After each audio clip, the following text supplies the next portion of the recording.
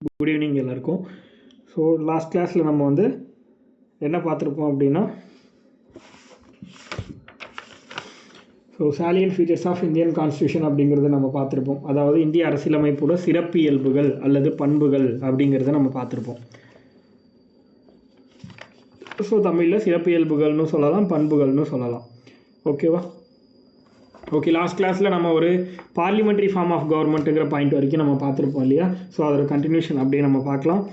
So வேறு எல்லாம் என்ன இருக்குது அப்படின்னா, பார்லிமெண்ட்ரி ஃபார்ம் ஆஃப் கவர்மெண்ட்டுக்கு வேறு என்ன பேர்லாம் சொல்லலாம் நம்ம? Westminster form of government, அதுக்கடுத்து வந்து மாடல் ஆஃப் கவர்மெண்ட், வேறு என்ன சொல் ரெஸ்பான்சிபிள் கவர்மெண்ட்டு, கேபினட் கவர்மெண்ட்டு, இந்த மாதிரி நிறைய பேர்கள் வந்து அதுக்கு இருக்குது அப்படின்ற மாதிரி நம்ம பார்த்துருப்போம். ஸோ இந்த பார்லிமெண்ட்ரி ஃபார்ம் ஆஃப் கவர்மெண்ட்டுங்கிறது எதுக்கு பேஸ் பண்ணி பயன்படுது அப்படின்னா, cooperation and coordination between the legislative and executive, அதாவது நிர்வாகத்துக்கும் சட்டத்துக்கும் இடைப்பட்ட ஒரு கோஆர்டினேஷனை உருவாக்குறது தான் இந்த பார்லிமெண்ட்ரி சிஸ்டத்தோட வேலையே அப்படிங்கிறத நம்ம வந்து சொல்லியிருக்கோம். அதுக்கு அடுத்தது parliamentary sovereignty and judicial supremacy. Parliamentary sovereignty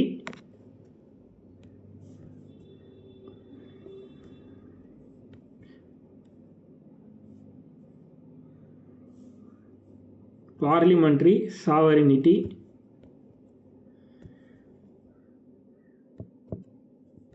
and judicial supremacy.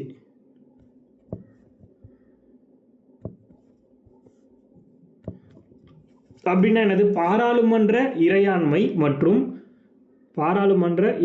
மற்றும்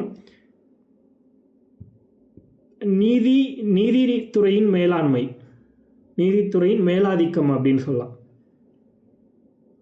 நீதித்துறையின் மேலாதிக்கம், பாராளுமன்ற இறையாண்மை மற்றும் நீதித்துறையின் மேலாதிக்கம்.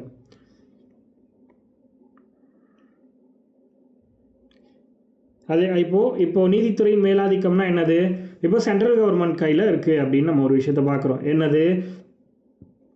ஃபெடரல் கோர்ட், அதாவது சுப்ரீம் கோர்ட்டுங்கிறத தான் நம்ம வந்து ஃபெடரல் கோர்ட் அப்படின்னு சொல்கிறோம். அதாவது கூட்டாட்சி நீதிமன்றம். ஏன் அதை கூட்டாட்சி நீதிமன்றம்னு சொல்கிறோம்? அதுதான் இறுதி மேல்முறையீட்டு நீதிமன்றம் அப்படின்னு சொல்கிறோம். கரெக்டு தானே? இறுதி மேல்முறையீட்டு நீதிமன்றம் அப்படின்னு சொல்கிறோம். ஸோ ஒரு ஃபேமிலி கோர்ட்டில் பிரச்சனைனாலும் நம்ம அடுத்து ஹைகோர்ட்டுக்கு போவோம். ஹைகோர்ட்லேயும் அது சால்வ் ஆகலைன்னா டேரெக்டாக சுப்ரீம் கோர்ட் போவோம். சுப்ரீம் கோர்ட் சொல்கிறது தான் கடைசி ஜட்ஜ்மெண்ட். அதை தாண்டி வேறு யாராலையும் எதுவுமே பண்ண முடியாது. அப்போது அதுதான் ஹையஸ்ட் அப்பீல் அப்படின்னு சொல்கிறாங்க. ஸோ அது எப்படி சொல்லலாம்? ஹையஸ்ட் கோர்ட் ஆஃப் அப்பீல் அப்படின்னு போட்டுக்கோங்க. Highest court of appeal. அதுதான் ஜுடிக்கல் சுப்ரீமசின்னு சொல்கிறோம். ஜுடிக்கல் சுப்ரீமசினாலே நம்ம சுப்ரீம் கோர்ட்டை தான் சொல்கிறோம். அதே மாதிரி சுப்ரீம் கோர்ட்டை தான் நம்ம வந்து கார்டியன் ஆஃப் த கான்ஸ்டியூஷன் அப்படின்லாம் சொல்லுவோம். இந்திய அரசியலமைப்பின் பாதுகாவலன் அப்படின்னு சொல்கிறோம்ல, அதுவும் சொல்லலாம். அதே மாதிரி guarantor of the fundamental rights of the citizens அப்படின்னு சொல்லலாம் சுப்ரீம் கோர்ட்டை. அதாவது அடிப்படை உரிமைகளுடைய காரண்டார் அப்படின்னு சொல்கிறாங்க, அது பாதுகாவலன் அப்படின்ற மாதிரியும் சொல்லலாம்.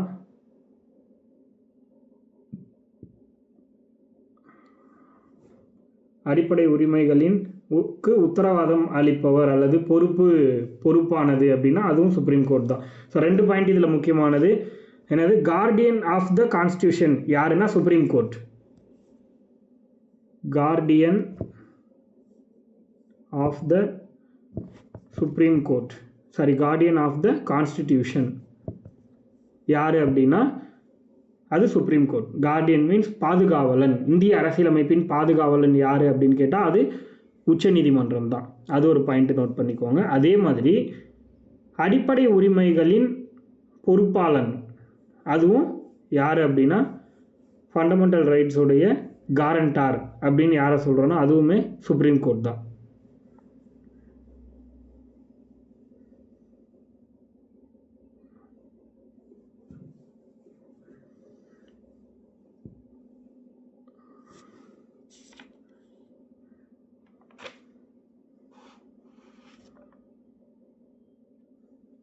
அடுத்த point integrated and independent judiciary. Integrated and independent judiciary, that means என்னது? ஒருங்கிணைந்த மற்றும் சுதந்திரமான நீதித்துறை. ஒருங்கிணைந்த மற்றும் சுதந்திரமான நீதித்துறை.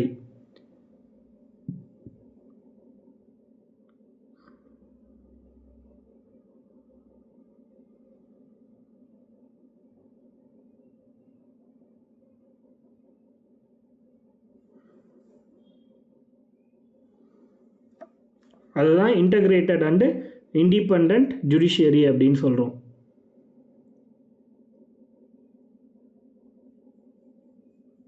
அதுக்கடுத்து அந்த பாயிண்ட்டை ஜஸ்ட் எழுதிக்கோங்க. அடுத்தது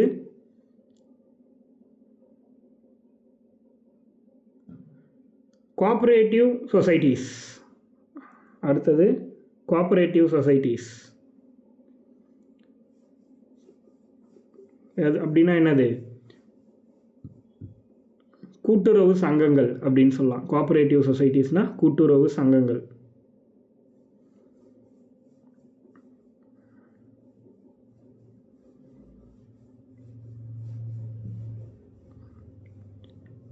அதாவது ஆர்டிகல் 19 என்ன சொல்கிறாங்க அப்படின்னா, கோஆப்ரேட்டிவ் சொசைட்டி அப்படிங்கிறது உருவாக்குறதுக்கான அதிகாரம் எல்லாருக்குமே இருக்குது. அது ஒரு ஃபண்டமெண்டலான ரைட் அப்படின்னு சொல்கிறாங்க. அதாவது அடிப்படை உரிமைகளில் ஒன்றுன்னு ஆர்டிகல் 19 அதை வந்து கொடுத்துருப்பாங்க.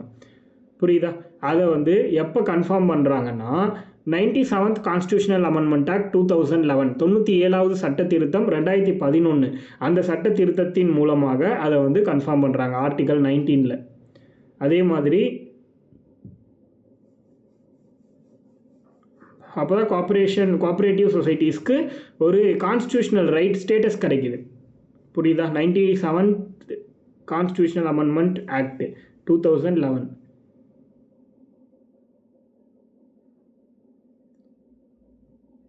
அதே மாதிரி டிபிஎஸ்பிலையும் ஒரு ஆர்டிக்கல் இருக்குது 43B.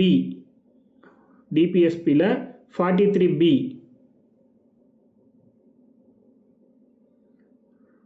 ஆர்டிக்கல் 19லையும் இருக்குது. அதே மாதிரி ஆர்டிகல் 43Bலையும் கோஆப்ரேட்டிவ் சொசைட்டிக்கு உருவாக்குறதுக்கான விஷயத்தை கொடுத்துருக்காங்க. இதை எங்கே எப்போ ஆட் பண்ணுறாங்கன்னா 97th கான்ஸ்டியூஷனல் அமெண்ட்மெண்ட் ஆக்ட் 2011. இதெல்லாமே டீட்டெயில்டாக பார்ப்போம், அதனால் ஒன்றும் பிரச்சனை இல்லை. அதே மாதிரி பார்ட்டில் கோஆப்ரேட்டிவ் சொசைட்டிக்காக தனியாக ஒரு பார்ட்டையே ஆட் பண்ணுறாங்க. பார்ட் 9ல் B அப்படின்னு ஒரு பார்ட் ஆட் பண்ணுறாங்க. பார்ட் 9ல் B அது எப்படி எழுதணும்? பார்ட் 9 மீன்ஸ் IXன்னு போடணும். இதுதான் பார்ட் 9. இந்த பார்ட் 9ல் B அப்படிங்கிற ஒரு தனி பார்ட்டையே ஆட் பண்ணுறாங்க. இந்த 22 பார்ட்டோட அடுத்த ஒரு பார்ட்டாக ஆட் பண்ணுறாங்க. அதுதான் கோஆப்ரேட்டிவ் சொசைட்டிஸ். அதுக்கு தனியாக ஆர்டிகல்ஸை இன்சர்ட் பண்ணுறாங்க. என்ன ஆர்டிக்கல்? ஆர்டிக்கல் 243ல் ZHலேருந்து 243ல் ZH to ZHலேருந்து 243ல் ZT வரைக்கும். இதுதான் கோஆப்ரேட்டிவ் சொசைட்டி பற்றி பேசுது. 243 ZHலேருந்து 243 ZT வரைக்கும் எதை பற்றி பேசுதுன்னா கோஆப்ரேட்டிவ் சொசைட்டிஸ் பற்றி பேசக்கூடிய விஷயங்கள் அப்படிங்கிறது தெரியணும்.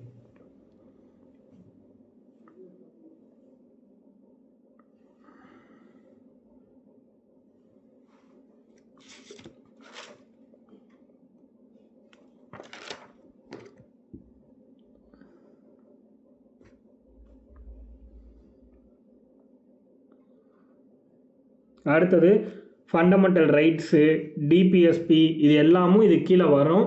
பட் இதெல்லாம் நம்ம தனித்தனியாக பார்த்துக்கலாம். இங்கேயே எல்லாத்தையும் பார்க்குறது நமக்கு நல்லா இருக்காது. அதனால் நம்ம டீப்பாக ஒவ்வொன்றும் தனித்தனியாக பார்த்துக்கலாம். சிங்கிள் சிட்டிசன்ஷிப், அடல்ட் ஃப்ரான்ச்சைஸ், இது எல்லாமே இது கீழே தான் நம்ம எழுதணும்.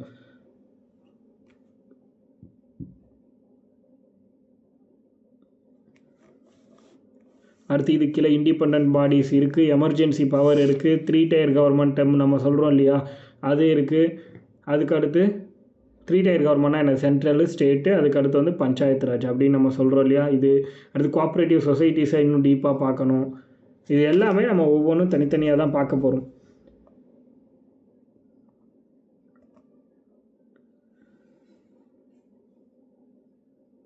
அடுத்தது கிரிட்டிசிசம் ஆஃப் த கான்ஸ்டிடியூஷன் அப்படின்னு போட்டுக்கோங்க. Criticism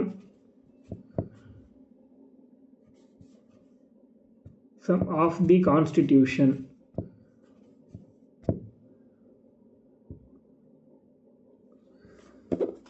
criticism of the constitution அப்படின்னா என்னது? இந்திய அரசியலமைப்பு மேலே வச்ச விமர்சனங்கள் என்னென்ன அப்படிங்கிற மாதிரி நம்ம பார்க்குறோம். கிரிட்டிசிசம்னா விமர்சனங்கள் என்னென்ன?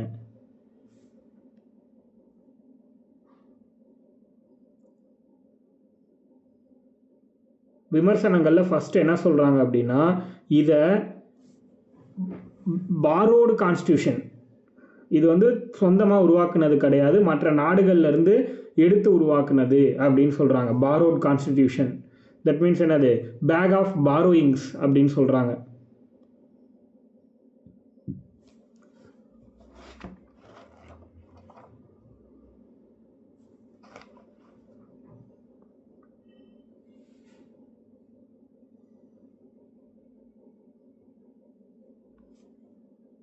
ரெண்டாவது என்ன கிரிட்டிசிசம்னா, a carbon copy of the 1935 act அப்படின்னு சொல்கிறாங்க. Carbon copy of the 1935 act.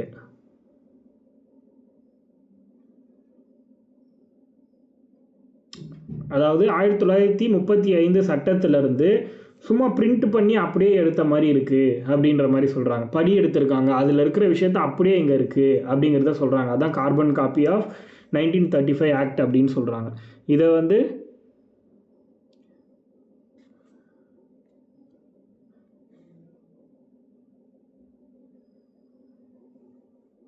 அந்த பாயிண்ட்டை தெளிவாக நோட் பண்ணிக்கோங்க. Carbon copy of the 1935 act அப்படின்னு சொல்கிறதும் ஒரு கிரிட்டிசிசம்.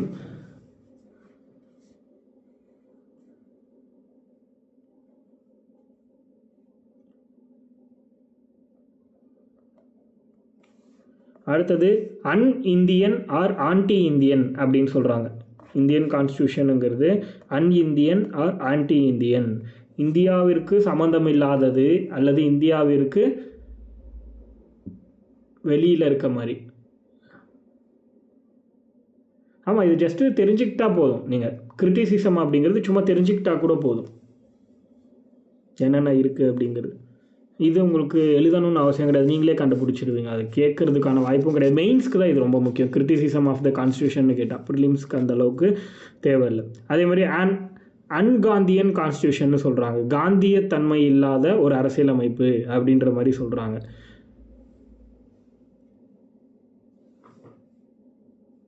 வேறு என்ன சொல்ல, எலிபேண்டைன் சைஸ் அப்படின்னு சொல்கிறாங்க. ரொம்ப பெரிய சைஸாக இருக்குது அப்படிங்கிற மாதிரி சொல்கிறாங்க. லாயர்ஸோட பேரடைஸ் தான் இது அப்படின்னு சொல்கிறாங்க. ஸோ இதெல்லாம் கிரிட்டிசிசமில் சொல்கிறாங்க. ஸோ அது ஜஸ்ட்டு நம்ம தெரிஞ்சால் போதும். அடுத்தது நம்ம என்ன பார்க்க போகிறோம் அப்படின்னா, ஷெட்யூல்ஸ் எத்தனை இருக்குது, அது என்னென்ன, அதுக்கடுத்து பார்ட் எத்தனை இருக்குது, அது என்னென்ன அப்படிங்கிறத நம்ம இப்போ டீட்டெயில்டாக பார்க்க போகிறோம். ஓகேவா? ஸோ ஃபஸ்ட்டு ஷெட்யூலுக்கு வந்துடுங்க. ஷெட்யூல்னு போட்டுக்கோங்க. அட்டவணைகள் மொத்தமாக இந்திய அரசியலமைப்பில் ஒரிஜினலி ஃபஸ்ட்டு வந்து காமனாக ஒரிஜினலின்னு போட்டுக்கோங்க. இந்தியன் கான்ஸ்டியூஷன் அப்படின்ட்டு ஒரு டைட்டில் போட்டு அதில் கீழே ஒரிஜினலி அண்ட் ப்ரெசண்ட் 2 லைனாக எழுதிக்கோங்க. ஃபஸ்ட்டு ஒரிஜினலி ஷெட்யூல்ஸ் எத்தனை அப்படின்னா 8. Originally schedules 8. பார்ட் வந்து எத்தனை அப்படின்னு பார்த்தீங்கன்னா, ஒரிஜினலின்னு பார்க்கும்போது 22. பார்ட் வந்து 22 ஒரிஜினலி. அதே மாதிரி ஆர்டிகல்ஸ் ஒரிஜினலி 395. இந்த 3மே எழுதிக்கணும். அதுக்கு அடுத்தது கீழே ப்ரெசண்ட் ஷெட்யூல் அப்படின்னு பார்க்கும்போது அட்டவணைகள் ப்ரெசண்ட்டாக 12 இருக்குது, 12. அதே மாதிரி பார்ட்டுனா 25 இருக்குது.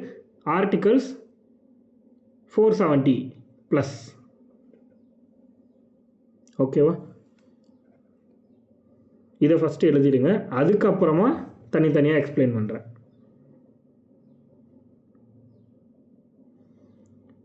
ஸோ ஃபர்ஸ்ட் ஷெட்யூல் எதை பற்றி பேசுது அப்படின்னு பார்ப்போம்.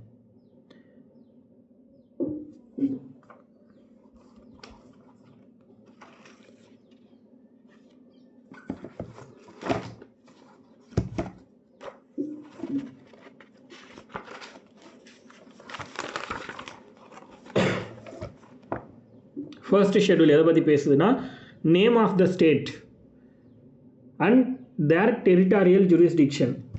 2 கீ பாயிண்ட் தான். Name of the state and union territories. மாநிலங்கள் மற்றும் யூனியன் பிரதேசங்களின் பெயர்கள். மாநிலங்கள் மற்றும் யூனியன் பிரதேசங்களின் பெயர்கள் எங்கே இருக்குன்னா ஃபர்ஸ்ட் ஷெட்யூலில் இருக்குது. Name of the state and union territories, அதுதான் ஃபர்ஸ்ட் ஷெட்யூல். அடுத்தது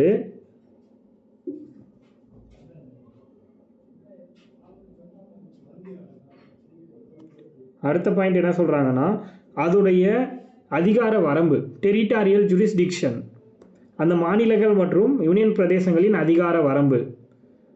அண்டுன்னு போட்டுக்கோங்க, அப்படி போட்டிங்கன்னா உங்களுக்கு ஈஸியாக புரிஞ்சிடும். அண்ட் டெரிட்டாரியல் ஜூரிஸ்டிக்ஷன் மற்றும் பிராந்திய அதிகார வரம்பு. பிராந்திய அதிகார வரம்பு ஃபர்ஸ்ட் ஷெட்யூலில் என்ன கொடுத்துருக்காங்க அப்படின்னா, நேம் ஆஃப் த ஸ்டேட்ஸும் and name of the union டெரிட்டரிஸை பற்றியும் பேசுது.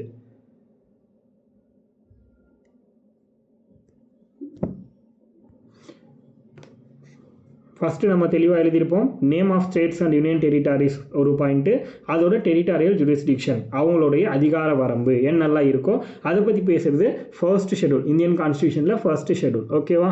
அடுத்தது செகண்ட் ஷெட்யூல். 12 ஷெட்யூல்ஸில் செகண்ட் ஷெட்யூல் பார்க்குறோம். இப்போது செகண்ட் ஷெட்யூல் எதை பற்றி பேசுது? செகண்ட் ஷெட்யூல் பொறுத்த வரைக்கும் சில நபர்களோட எமோல்மெண்ட்ஸ், அலோவன்சஸ், ப்ரிவிலேஜஸ் இதை பற்றிலாம் பேசுதுன்னு சொல்கிறாங்க. எமோல்மெண்ட்ஸ்னால் என்னது? அவங்களோட ஊதியங்கள்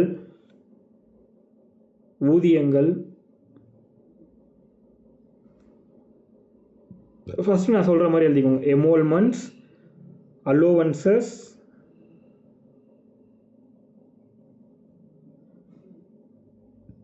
அதாவது ஊதியங்கள், கொடுப்பனவுகள் அண்ட் ப்ரிவிலேஜஸ், சலுகைகள். ஊதியங்கள், கொடுப்பனவுகள், சலுகைகள். இல்லைன்னா கீழ்கண்ட நபர்களின் ஊதியங்கள், சலுகைகள், கொடுப்பனவுகள், இது எல்லாமே அவங்களோட சம்பளம் சம்மந்தப்பட்ட விஷயம் எல்லாத்த பற்றியும் பேசுகிறது செகண்ட் ஷெட்யூல். யார் யார் அப்படிங்கிறத நான் சொல்கிறேன், நோட் பண்ணிக்கோங்க. Provisions relating to the emoluments, allowances, privileges to the President of India. யார் யாரோடது அப்படின்னா, பிரசிடென்ட் ஆஃப் இந்தியா, குடியரசுத் தலைவர்,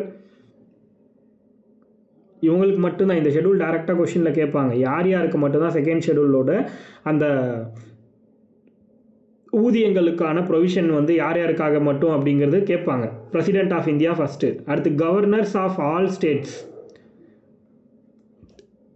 president of India, governors of all states, அனைத்து மாநிலங்களின் ஆளுநர்கள், அனைத்து மாநிலங்களின் ஆளுநர்கள் ரெண்டாவது. மூணாவது speaker and the deputy speaker of the Lok Sabha. Speaker and the deputy speaker of the Lok Sabha, சபாநாயகர் மற்றும் துணை சபாநாயகர். எதுக்கு அப்படின்னா லோக்சபாவின் சபாநாயகர் மற்றும் துணை சபாநாயகர்.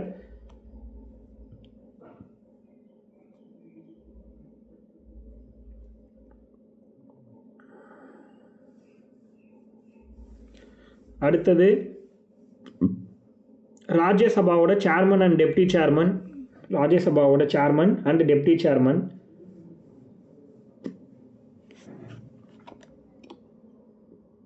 Chairman and deputy chairman of the Rajya Sabha, அதாவது ராஜ்யசபாவோட தலைவர் மற்றும் துணைத் தலைவர். அடுத்தது ஐந்தாவது நபராக யாரை சொல்கிறாங்கன்னா, the speaker and deputy speaker of the legislative assembly.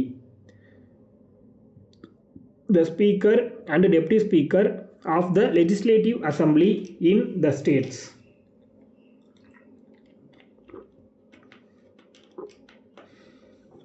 அதாவது மாநில சட்டமன்றங்களின்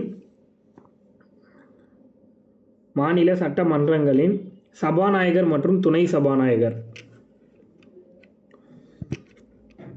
மாநில சட்டமன்றங்களின் சபாநாயகர் மற்றும் துணை சபாநாயகர்.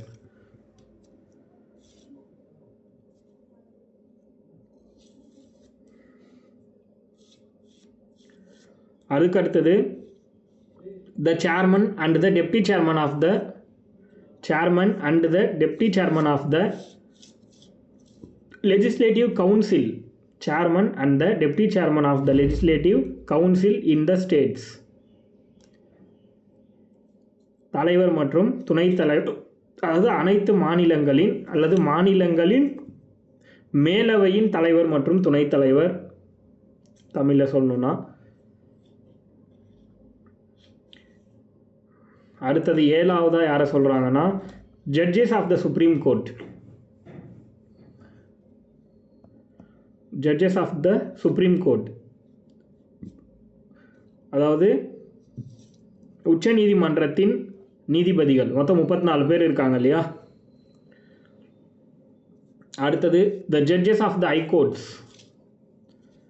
உயர் நீதிமன்றங்களின் நீதிபதிகள். உயர் நீதிமன்றங்களின் நீதிபதிகள்.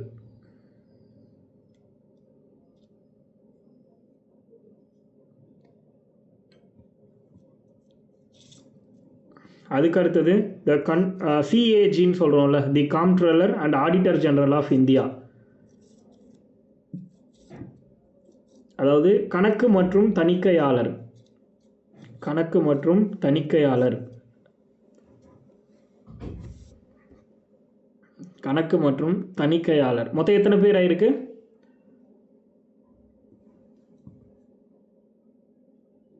காம்ப்ட்ரோலர் and auditor general of India மொத்தம் எத்தனை பேரை பற்றி எழுதியிருக்கீங்க இப்போ? 9.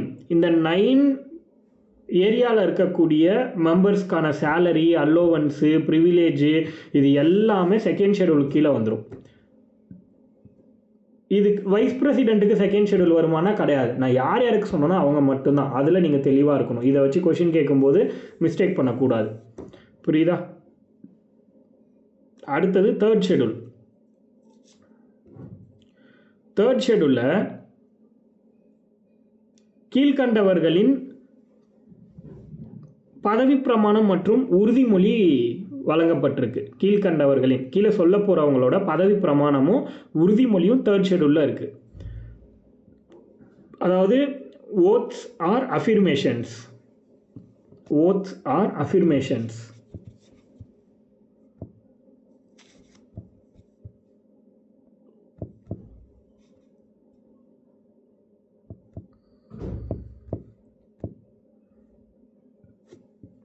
பதவி பிரமாணம் மற்றும் உறுதிமொழி. யார் யாருக்கான பதவி பிரமாணம் உறுதிமொழிலாம் தேர்ட் ஷெடியூலில் இருக்குது அப்படின்னா, யூனியன் மினிஸ்டர்ஸ், மத்திய அமைச்சர்கள்,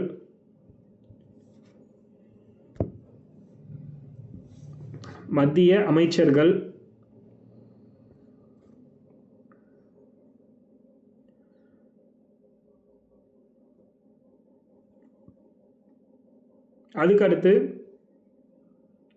the candidates for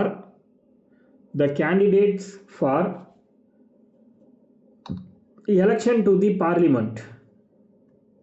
The candidates for election to the parliament.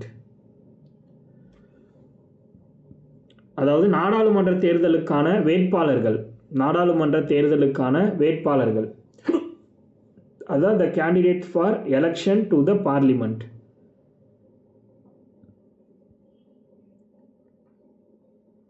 அடுத்தது the members of parliament.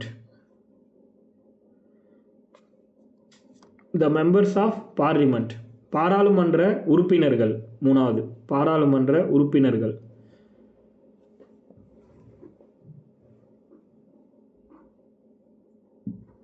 அடுத்தது the judges of the supreme court.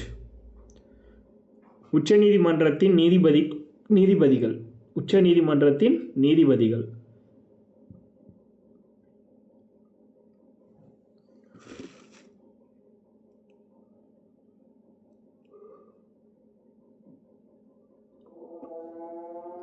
உச்ச நீதிமன்ற நீதிபதிகள். அடுத்தது சிஏஜி, தி காம்ப்ட்ரோலர்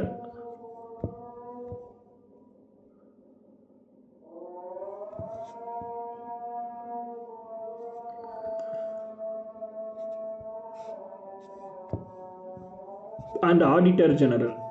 அவர் தான் சிஏஜின்னு சொல்கிறோம். கணக்கு மற்றும் தணிக்கையாளர் ரெண்டுத்துலையுமே வராரு பாருங்க. இவர் ஷெடியூல் 2லையும் வராரு, 3லையும் வராரு. Comptroller and auditor general of India. அதே மாதிரி ஸ்டேட் கவர்மெண்ட்டுக்கு இப்போ பார்த்த எல்லாமே ஸ்டேட் கவர்மெண்ட்டில் சிஏஜி தவிர இது எல்லாமே ஸ்டேட் கவர்மெண்ட் வரணும். The state ministers. First central minister பார்த்தோமா, அடுத்தது ஸ்டேட் மினிஸ்டர், இங்கே 6வது மாநில அமைச்சர்கள். அடுத்தது the candidates for election to the state legislature. அங்கே the candidate for election to the பார்லிமெண்ட்னு வரும், இங்கே the candidates for election to the state legislature. 7வது மாநில சட்டமன்றத்திற்கான தேர்தல் வேட்பாளர்கள்.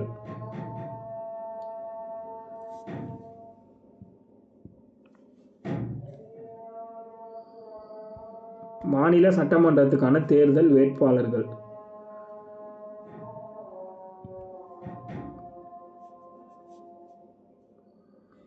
அதுக்கடுத்து the members of the state legislature. The members of the state legislature.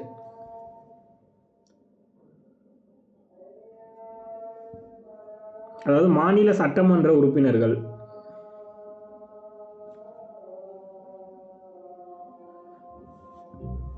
மாநில சட்டமன்ற உறுப்பினர்கள்.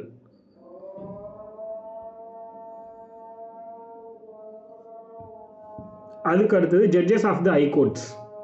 உயர் நீதிமன்றங்களின் நீதிபதிகள். உயர் நீதிமன்றங்களின் நீதிபதிகள்.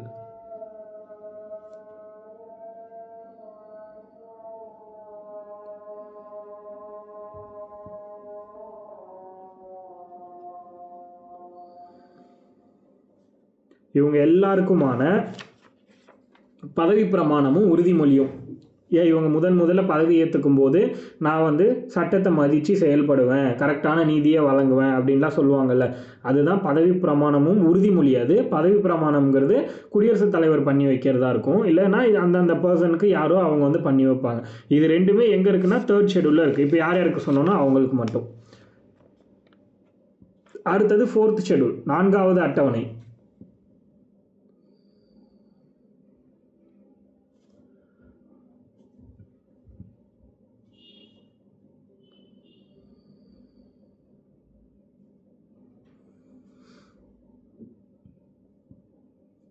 நான்காவது அட்டவணையில் என்ன கொடுத்துருக்காங்கன்னு பார்ப்போம். 4வது அட்டவணையில் பொறுத்த வரைக்கும் allocation of seats in the Rajya Sabha. Allocation of seats in the Rajya Sabha. That means என்னன்னு புரியுதா? Allocation of seats in the Rajya Sabha to the states and union territories.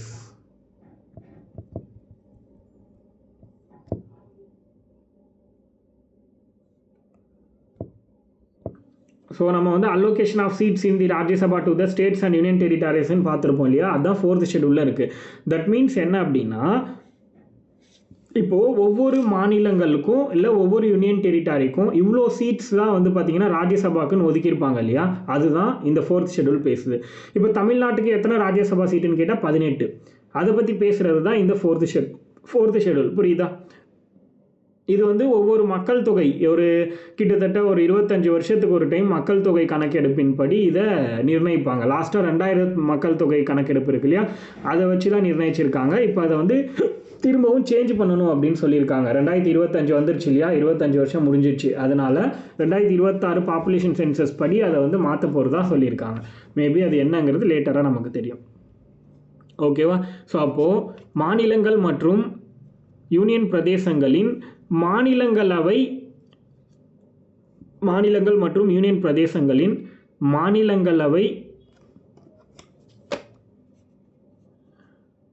மாநிலங்களவைக்கான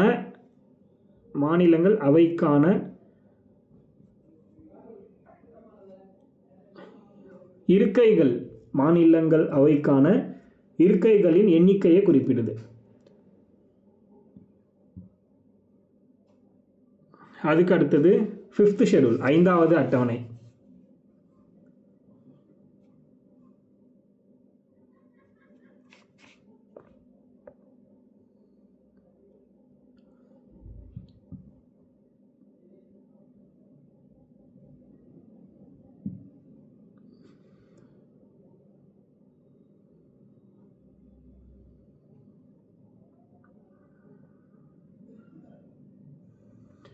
ஓகேவா? அடுத்து 5th ஷெட்யூல் பார்க்கலாம்.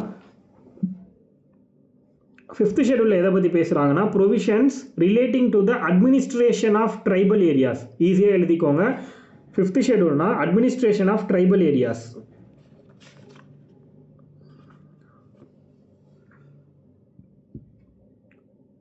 அட்மினிஸ்ட்ரேஷன் அண்ட் கண்ட்ரோல் ஆஃப் அப்படின்னு போட்டுக்கோங்க. Administration and control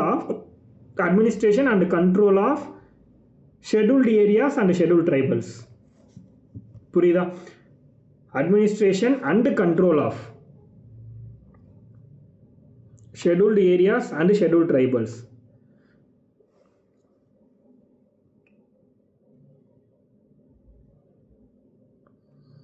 administration and control, அதாவது control of tribal areas and scheduled areas ரெண்டு பேருமே வரும். அதாவது SC/STக்கான நிர்வாகம் மற்றும் கட்டுப்பாடு, அதுதான் 5th ஷெட்யூல். SC/STக்கான நிர்வாகம் மற்றும் கட்டுப்பாடு தான் 5th ஷெட்யூல். அடுத்து 6th 6வது அட்டவணை. 6th ஷெட்யூல் வந்து அட்மினிஸ்ட்ரேஷன் ஆஃப் ட்ரைபல் ஏரியாஸ் மட்டும். புரியுதா? 5th ஷெட்யூல் 5வது அட்டவணையில் அட்மினிஸ்ட்ரேஷன் அண்ட் கண்ட்ரோல் ஆஃப் யார் யாருக்கு? SC/ST ரெண்டு பேருக்குமே. பட் ஆனால் 6th ஷெட்யூல் வந்து அட்மினிஸ்ட்ரேஷன் ஆஃப் ட்ரைபல் ஏரியாஸ் மட்டும், கண்ட்ரோல் கிடையாது. Only administration. யாருக்குன்னா ட்ரைபல் ஏரியாவுக்கு மட்டும், நாட் ஃபார் ஷெட்யூலுக்கு. புரியுதா? ஷெட்யூல் ஏரியாவுக்கு கிடையாது, ஷெட்யூல் ட்ரைபலுக்கு மட்டும்தான் 6th ஷெட்யூல். அதுவும் ஒரு சில ஸ்டேட்டுக்கு மட்டும்தான். இப்போ சொல்ல போகிற ஒரு 4 ஸ்டேட்டோட ஷெட்யூல் ட்ரைபல்ஸ்க்கு மட்டும்தான் 6th ஷெட்யூலே அலோகேட் பண்ணியிருக்காங்க. எந்தெந்த ஸ்டேட்டுக்கு அப்படின்னா, அஸ்ஸாம்,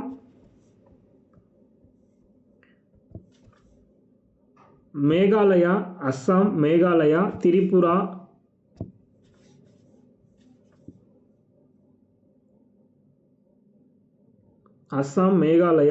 திரிபுரா, அண்ட் மிசோரம்.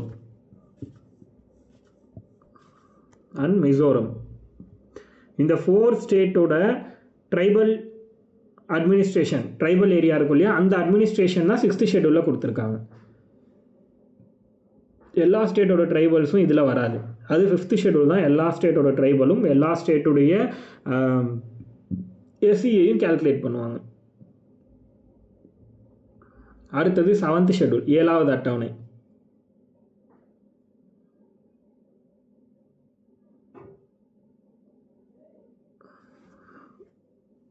ஏழாவது அட்டவணை எதை பற்றி பேசுகிறாங்க? கமெண்ட் பண்ணுங்கள் பார்ப்போம். கண்டிப்பாக தெரிஞ்சிருக்கணும் எல்லாருக்கும்.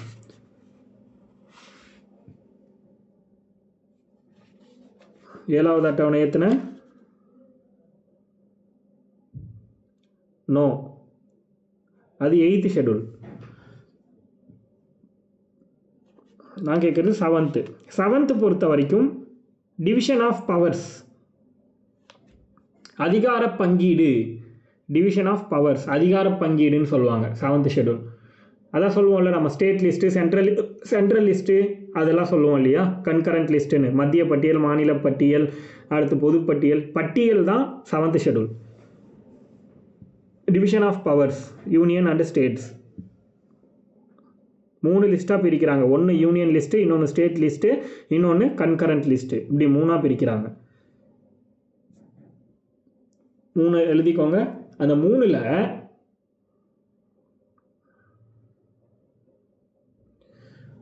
ஃபஸ்ட்டு ஒரிஜினலி அப்படின்னு போட்டுக்கோங்க. ஒரிஜினலி இதில் யூனியன் லிஸ்ட்டில் ஒரிஜினலி மத்திய பட்டியலில் எவ்வளோ இருந்துச்சுன்னா 97 இருந்துச்சு ஒரிஜினலாக. புரியுதா? ஒரிஜினலாக, அதாவது கான்ஸ்டியூஷன் உருவான அப்போது எத்தனை இருந்துச்சு அப்படின்னா 97 இருந்துச்சு மத்திய பட்டியலில், யூனியன் லிஸ்ட்டில். மாநில பட்டியல், ஸ்டேட் லிஸ்ட்டில் ஒரிஜினலி எவ்வளோ இருந்துச்சுன்னா 66, 66 இருந்துச்சு. அதுவே கன்கரண்ட் லிஸ்ட்டில் ஒரிஜினலாக எத்தனை இருந்துச்சுன்னா 47 இருந்துச்சு. புரியுதா? 47 கன்கரண்ட்டில், பொதுப்பட்டியலில் 47. ப்ரெசண்ட்டாக எவ்வளோ இருக்குன்னா, ப்ரெசண்ட்டாக மத்திய பட்டியல் யூனியன் லிஸ்ட்டில் 100 இருக்குது. ப்ரெசண்ட்டாக மத்திய பட்டியலில் 100 இருக்குது. மாநில பட்டியலில் 61 இருக்குது. 66லேருந்து 61 குறைஞ்சிச்சு. ஏன்னா இங்கேருந்து 5 கன்கரண்ட்டுக்கு கொடுத்துட்டாங்க. கன்கரண்ட்டில் அப்போ 5 ஆட் ஆயிடுச்சுன்னா எவ்வளோ இருக்கும்? 52 இருக்கும். 52 161 52 இதுதான் வந்து ப்ரெசண்ட்டாக இருக்கக்கூடிய ஷெடியூல்.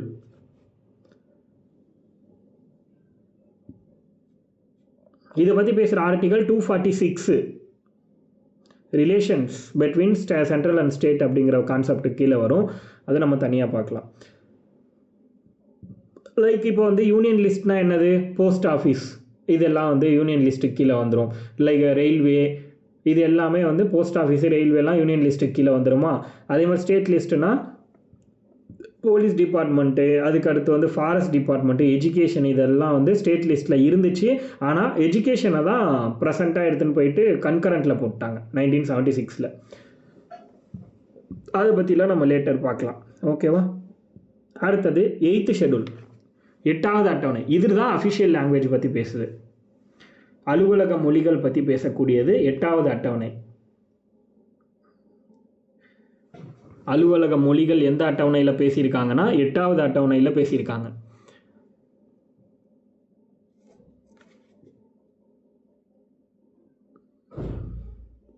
ஆக்சுவலி இந்தியன் கான்ஸ்டியூஷனில் ஒரிஜினலி எத்தனை லாங்குவேஜஸ் இருந்துச்சு அப்படின்னு தெரியுமா? அஃபிஷியல் லாங்குவேஜ் உருவான காலகட்டத்தில்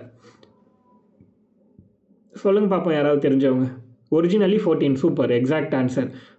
இந்திய அரசியலமைப்பு உருவானப்போ இந்திய அரசியலமைப்புடைய, அதாவது இந்தியாவுடைய அஃபிஷியல் லாங்குவேஜாக எத்தனை இருந்துச்சுன்னா 14 தான் இருந்துச்சு. பட் ப்ரெசண்ட்டாக எத்தனை இருக்குது அப்படின்னா 22 இருக்குது. அது எப்படி உருவாச்சுங்கிறத நம்ம பார்ப்போம். 14லேருந்து 22 எப்படி வந்துச்சு அப்படிங்கிறத நான் சொல்கிறேன். ப்ரெசண்ட்டாக 22, அது எப்படி வந்துச்சுங்கிறத பார்ப்போம். ஓகேவா? ஃபஸ்ட்டு அந்த 14 என்னென்னங்கிறத எழுதிக்கோங்க. அந்த 14 லாங்குவேஜஸ் என்னங்கிறத சொல்கிறேன். இது ரொம்ப முக்கியம், எல்லாருக்கும் தெரியணும். நிறைய பேர் இதை படிப்பாங்க, 14, 22லாம் படிப்பாங்க. ஆனால் அது என்னென்னு படிக்க மாட்டாங்க. அங்கே தான் ட்விஸ்ட்டே இருக்கும். அது எப்படி கொஷின் கேட்கலாங்கிறத நான் லாஸ்ட்டாக சொல்கிறேன். ஸோ ஃபஸ்ட்டு அந்த 14 லாங்குவேஜஸ் என்னென்னா அஸ்ஸாமி மொழி, அது இங்கிலீஷில் அஸ்ஸாமீஸ் அப்படின்னு சொல்லுவாங்க.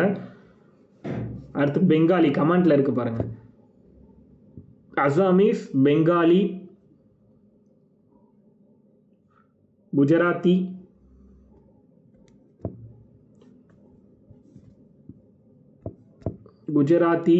ஹிந்தி,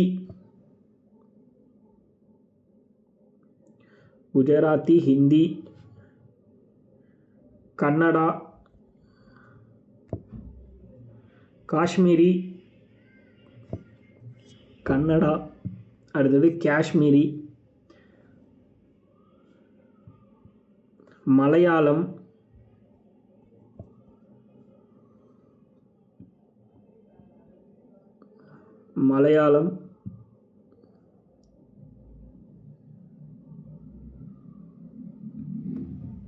மராத்தி,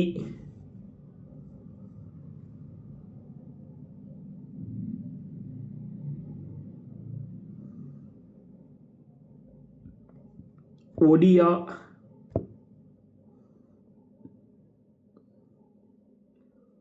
பஞ்சாபி,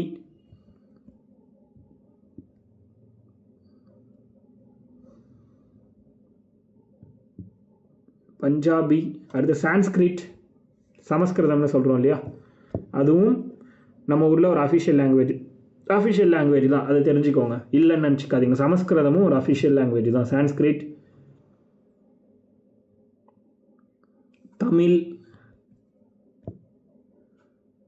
தமிழ், தெலுங்கு,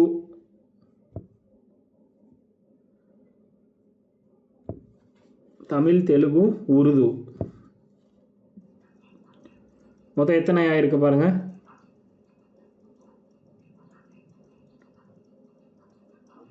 14 மொழி வந்துருச்சா? 14 லாங்குவேஜஸ் வந்துருச்சுன்னா சொல்லுங்கள். ஓகே, அப்போ 15th லாங்குவேஜ் எப்படி வந்துச்சு, எப்போ வந்துச்சுன்னு பார்க்கலாம். 15வது மொழி. 15வது மொழி எப்போ வருதுன்னா 21வது கான்ஸ்டியூஷனல் அமெண்ட்மெண்ட் பண்ணுறாங்க. 21st constitutional amendment act. எப்போனா 1967. நோ அப்படிலாம் தேவையில்லை. ஜஸ்ட்டு என்னென்ன மொழின்னு தெரிஞ்சால் போதும். ஆனால் 15லேருந்து உங்களுக்கு தெரியணும். 15லேருந்து 22 வரைக்கும் எப்படி வந்துச்சுங்கிறது அமெண்ட்மெண்ட்டோட தெரியணும். அந்த 14 ஆர்டர் தெரியணும்னு அவசியம் கிடையாது. அந்த ஆர்டரே நான் சொன்னதே ஆர்டர் கிடையாது. ஓகேவா? அடுத்தது 15வதா ஒரு மொழியை ஆட் பண்ணுறாங்க. எப்போ ஆட் பண்ணுறாங்கன்னா 1967 21வது சட்ட திருத்தம் மூலமாக ஆட் பண்ணுறாங்க. அந்த மொழிக்கு பேர் என்னன்னா சிந்தி. 15வது மொழி எது அப்படின்னா சிந்தி மொழி. அது எப்போ ஆட் பண்ணுறாங்கன்னா 1967.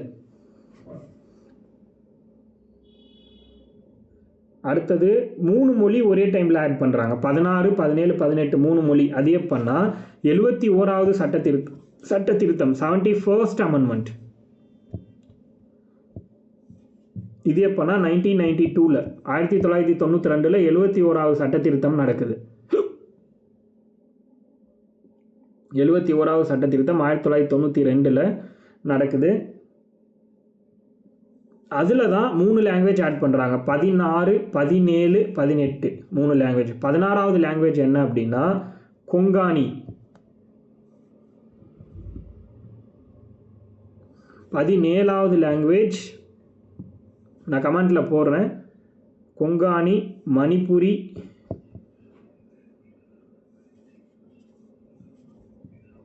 பதினெட்டாவது நேபாளி. இந்த 3 லாங்குவேஜை தான் வந்து பார்த்திங்கன்னா 92 ஆட் பண்ணியிருப்பாங்க. 1992 கமெண்ட்டில் இருக்கு, பார்த்துக்கோங்க. 16th வந்து கொங்கானி, 17th மணிப்புரி, நேபாளி 18th. இந்த 3 ஆர்டர் தெரியணும். கொங்கணி, மணிப்புரி, நேபாளி. இது 92 ஆட் பண்ணுது. அதுக்கடுத்து ஒரு 4 லாங்குவேஜ் ஒரே டைமில் ஆட் பண்ணியிருக்காங்க. எப்போனா 92nd அமெண்ட்மெண்ட்.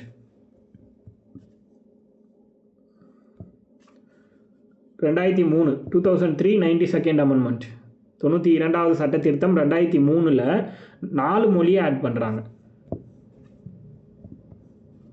அதில் 19th லாங்குவேஜ் என்ன அப்படின்னா போடோ. இதுவும் ஆர்டர் தெரியணும். போடோ. 20th 20வது மொழி டோங்க்ரி. 20வது மொழி டோங்க்ரி. 21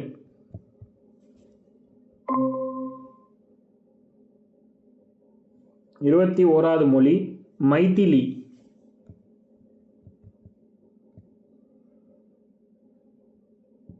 21வது மொழி மைதிலி. 22வது மொழி என்ன அப்படின்னா 22nd லாங்குவேஜ் சந்தாலி.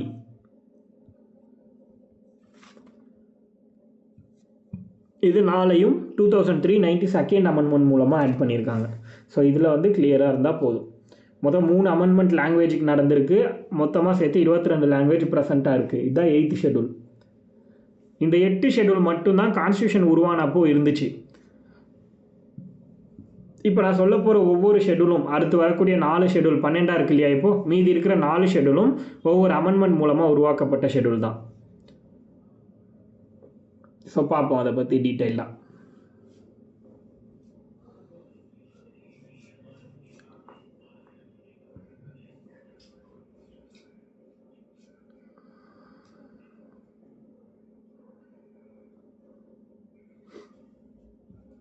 அடுத்து 9th ஷெட்யூல்னு போட்டுக்கோங்க. 9வது அட்டவணை.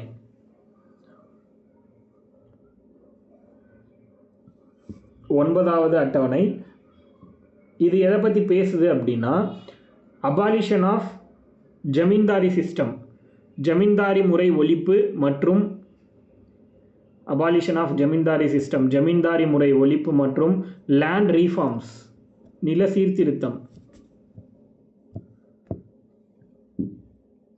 லேண்ட் ரீஃபார்ம்ஸ் நில சீர்திருத்தம்.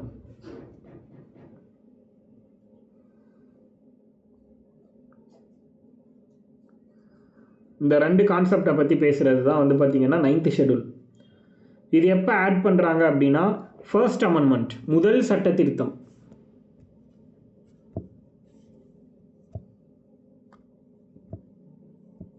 ஆயிரத்தி 1951 முதல் சட்ட திருத்தமான 1951 தான் இதை ஆட் பண்ணுறாங்க. Land reforms and abolition of zamindari system.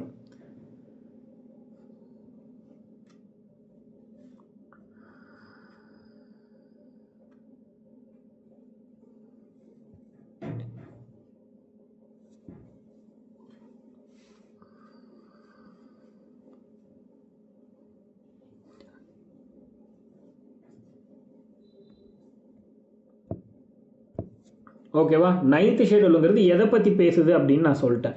ஓகேவா. அடுத்தது இன்னொரு ரொம்ப முக்கியமான விஷயம் என்ன அப்படின்னா, ஃபர்ஸ்ட் அமெண்ட்மெண்ட் உருவானதுக்கு 9th ஷெட்யூல் உருவானதுக்கு மெயின் காரணம் என்னென்னா, சில சட்டங்களை என்ன பண்ண முடியும் அப்படின்னா 9th ஷெட்யூலில் எடுத்துன்னு வந்து வச்சுட்டோம் அப்படின்னா அதை ஜுடிக்கல் ரிவ்யூலேருந்து காப்பாற்ற முடியும் அப்படின்னு சொல்கிறாங்க. தட் மீன்ஸ் என்னென்னா, இப்போ ஜுடிக்கல் ரிவ்யூ அப்படிங்கிற கான்செப்டை ஃபஸ்ட்டு நமக்கு தெரியணும். இது வந்து யாருக்கு ஜுடிக்கல் ரிவ்யூ பவர் இருக்குன்னா, சுப்ரீம் கோர்ட்டுக்கு இருக்குது, உச்சநீதிமன்றத்துக்கு இருக்குது. அதாவது ஒரு சட்டம் லைக் வந்து ஆல்ரெடி எது ஒரு இப்போ ரெண்டு விஷயம் எடுத்துக்கலாம். இதில் ஒரு சட்டம் வந்து உருவாக்கப்பட்டிருக்கு அரசாங்கத்தால், ஆனால் அந்த சட்டம் மக்களுக்கு பாதிக்கப்படக்கூடிய நிலையில் இருக்குது அப்படின்னா அந்த சட்டத்தை செல்லாததாக்குறதுக்கான அதிகாரம் யாருக்கு இருக்குது அப்படின்னா சுப்ரீம் கோர்ட்டுக்கு இருக்குது, உச்சநீதிமன்றத்துக்கு. ஓகேவா. இப்போது ஏதாவது ஒரு சட்டத்தை சென்ட்ரல் கவர்மெண்ட்டோ ஸ்டேட் கவர்மெண்ட்டோ கொண்டு வந்து 9th ஷெட்யூலில் வச்சுட்டாங்க அப்படின்னா அந்த சட்டத்தை கேள்வியே கேட்க முடியாது. யாரால? சுப்ரீம் கோர்ட்டால் அப்படின்னு ஒரு ரூல்ஸ் வந்துருச்சு. எப்போ அப்படின்னா இந்த செண்பகம் துரைராஜன் கேஸ்ன்னு நம்ம சொல்கிறோம் இல்லையா, அந்த கேஸ் நடந்தப்போ ஒரு ரிசர்வேஷன் அப்படிங்கிற ஒரு கான்செப்டுக்குள்ளே கொண்டு போகிறாங்க. ரிசர்வேஷன் கொடுத்து அதுக்கப்புறம் இப்படி ஒரு விஷயம் வருது. இதுக்கப்புறம் தான் நிறைய கேசஸ் நடக்கும். அந்த கேசஸ் எல்லாம் முடிஞ்சு கரெக்டாக ஒரு 2007 ப்ளஸ் வந்து 19 இந்திரா சகானி கேஸ்ன்னு ஒன்று நடக்கும் 1992. அந்த கேஸில் தான் என்ன சொல்லிட்டாங்க அப்படின்னா, பின்னாடி 1973 அப்புறத்துலேருந்து எந்த ஒரு சட்டத்தை எடுத்துகிட்டு வந்து 9th ஷெட்யூலில் வச்சாலும் அதை ரிவ்யூ பண்ணுறதுக்கான அதிகாரம் சுப்ரீம் கோர்ட்டுக்கு இருக்குது அப்படின்னு இந்திரா சகானி கேஸில் சொல்லியிருப்பாங்க. இது எல்லாத்தையும் நான் உங்களுக்கு டீட்டெயில்டாக ரிசர்வேஷன் அப்படிங்கிற சாப்டரில் எக்ஸ்பிளைன் பண்ணியிருப்பேன். ஸோ இதுதான் வந்து 9th ஷெட்யூல் உருவானதுக்கு ஒரு மேஜரான ரீசன் அப்படின்னு நம்ம சொல்லலாம். ஒரு சட்டத்தை ஜுடிக்கல் ரிவ்யூவில் வந்து பாதுகாக்கிறதுக்காக கொண்டு வந்தது. அப்போது இது வரைக்கும் 9th ஷெட்யூலில் எத்தனை சட்டத்தை அது மாதிரி வச்சுருக்காங்கன்னா மொத்தம் 284 சட்டங்கள் ஜுடிக்கல் ரிவ்யூவிலேருந்து பாதுகாத்து இதில் வச்சுருக்காங்க. புரியுதா? ஹவு மெனி ஆக்ட்ஸ் அப்படின்னு கேட்கலாம். எத்தனை சட்டங்களை 9th ஷெட்யூலில் ஒழிச்சு வச்சுருக்காங்கன்னா 284 ஆக்ட்ஸு.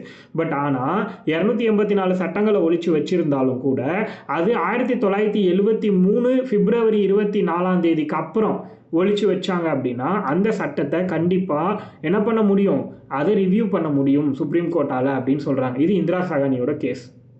அந்த பிஃபோர் தட் 1973 பிப்ரவரி 24 முன்னாடி ஒரு சட்டம் வந்து இந்த 9th ஷெட்யூலில் இருந்துச்சுன்னா அதை அவங்களால ரிவ்யூ பண்ண முடியாது சுப்ரீம் கோர்ட்டால். இதுதான் வந்து ப்ரொசீஜர், இப்போ இருக்கிற ப்ரொசீஜர். புரியுதா? அப்போது மொத்தமாக 284. இதில் இந்த 284 தமிழ்நாடு ரிசர்வேஷனும் இருக்குது. அதை ஜெயலலிதா அம்மா தான் கொண்டு போய் வச்சுருப்பாங்க 9th ஷெட்யூலில். 9th ஷெட்யூலில் பாதுகாப்பதற்காக வச்சதுனால சமூக நீதி காத்த வீராங்கனைன்னு ஒரு பட்டமே இருக்குது ஜெயலலிதா அம்மாவுக்கு. அது ஏன் கிடைச்சிது அப்படின்னா 9th ஷெட்யூலில் நம்மளோட 69% ரிசர்வேஷனை கொண்டு வந்தது வச்சதுனால தான். அதை வந்து ஜுடிக்கல் ரிவ்யூலேருந்து பாதுகாக்கிறதுக்காக. பட் அது எப்போ வச்சாங்கன்னா 1994-95 தான் வச்சாங்க. அதனால நம்மளோட ரிசர்வேஷனுங்கிறது எப்போ வேணாலும் ஜுடிக்கல் ரிவ்யூக்கு எடுத்துக்கொள்ளப்படும் அப்படிங்கிறதையும் தெரிஞ்சுக்கோங்க. புரியுதா? ஸோ இதுதான் வந்து 9th ஷெட்யூல். இப்போ 9th ஷெட்யூலில் பாதுகாக்கிற ஆர்டிக்கல் என்ன அப்படின்னா 31B. 31ல் கேபிட்டல் B இந்த ஆர்டிக்கல் தான் 9th ஷெட்யூலுக்கு ப்ரொடெக்ஷன் கொடுக்குது. அதையும் தெரிஞ்சுக்கோங்க. 9th ஷெட்யூலுக்கு ப்ரொடெக்ஷன் கொடுக்கக்கூடிய ஆர்டிக்கல் எது அப்படின்னா அது 31B.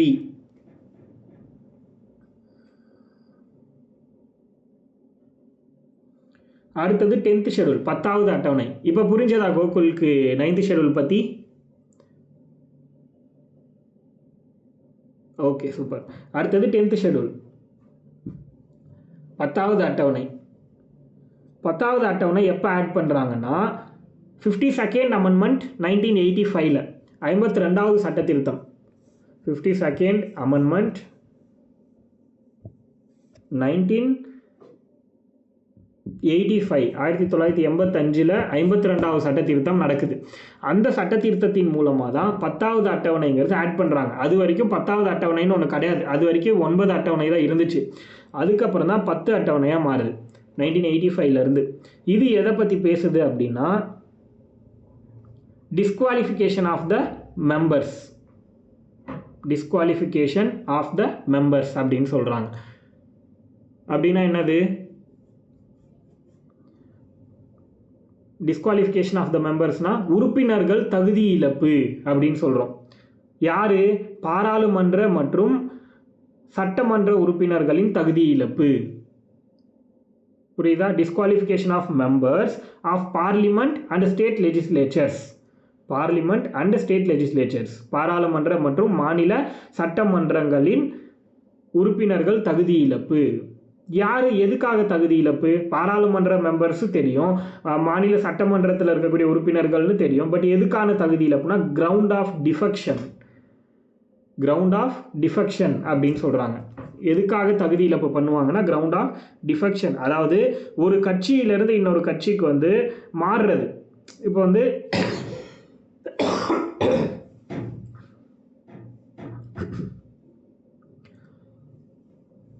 எலெக்ஷன் நடந்து ஒரு 6 மாதத்துக்குள்ள ஒரு கட்சியிலேருந்து இன்னொரு கட்சிக்கு ஒருத்தங்க மாறுறாங்கன்னா அவங்கள டிஸ்குவாலிஃபை பண்ணிடுவாங்க. புரியுதா? அந்த பதவியிலேருந்து ரிமூவ் பண்ணிடுவாங்க. இதுதான் கட்சி தாவல் தடை சட்டம் அப்படின்னு சொல்லுவோம். ஆன்டி டிஃபெக்ஷன் லா அப்படின்னு சொல்லலாம். எஸ், எக்ஸாக்டாக கட்சி தாவல் தடை சட்டம், ஆன்டி டிஃபெக்ஷன் லா. அது எங்கே இருக்குன்னா 10th ஷெட்யூலில் இருக்குது. சிம்பிளாக அப்படி கூட எழுதிக்கோங்க, ஆன்டி டிஃபெக்ஷன் லா, அதாவது கட்சி தாவல் தடை சட்டம் அப்படிங்கிறது எந்த ஷெட்யூல்னா 10வது அட்டவணை. இது எப்போ ஆட் பண்ணுறாங்கன்னா 52வது சட்ட திருத்தம். இதை திரும்பவும் அமெண்ட்மெண்ட் பண்ணாங்க 2003. அதையும் நம்ம இதை பற்றி டீட்டெயிலாக பார்க்கும்போது நம்ம அங்கே பார்ப்போம். நமக்கு தேவை இப்போ ஷெட்யூல் என்னங்கிறது தான் தெரியணும். அடுத்தது 11வது அட்டவணை.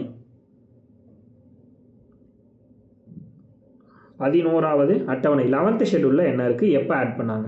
11th ஷெட்யூல் எப்போ ஆட் பண்ணுறாங்கன்னா 73rd constitutional amendment, 73rd constitutional amendment act 1992, 1992 73rd 73வது சட்ட திருத்தம் பண்ணியிருக்காங்க.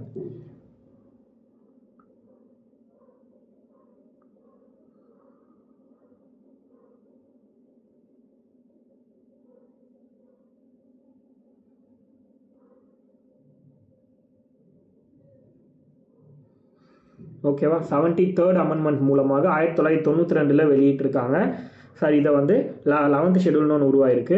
இந்த 11th ஷெட்யூல் எதை பற்றி பேசுதுன்னா பஞ்சாயத்தோட பவர், அத்தாரிட்டி, ரெஸ்பான்சிபிலிட்டி, இது எல்லாமே பேசுகிறது யாருன்னா இவங்க தான். ஸோ பஞ்சாயத்து அப்படின்னு போட்டுக்கோங்க. பஞ்சாயத்தை பற்றி பேசுகிற ஷெட்யூல் எதுன்னா 11th ஷெட்யூல், 11வது அட்டவணை. இதை பற்றி பேசுகிற ஆர்டிக்கல் என்னன்னா 243G, 243G.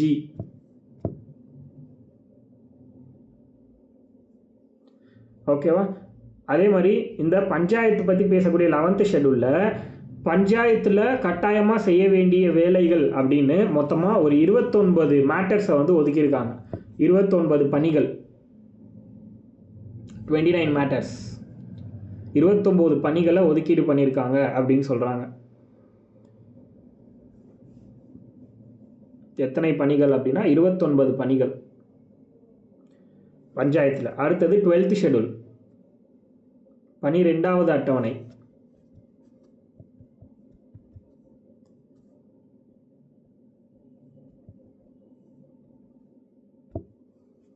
ஷெட்யூல் இதுவும் பார்த்தீங்கன்னா 92 தான், ஆனால் அமெண்ட்மெண்ட் 74th. அது 73rd அமெண்ட்மெண்ட், இது 74th அமெண்ட்மெண்ட். 74வது சட்ட திருத்தம் எந்த வருஷம்னா 1992. அங்கே பஞ்சாயத்துனா 74th முனிசிபாலிட்டிஸ், நகராட்சி. அங்கே பஞ்சாயத்து பற்றி பேசுது அப்படின்னா இது நகராட்சி பற்றி பேசுது.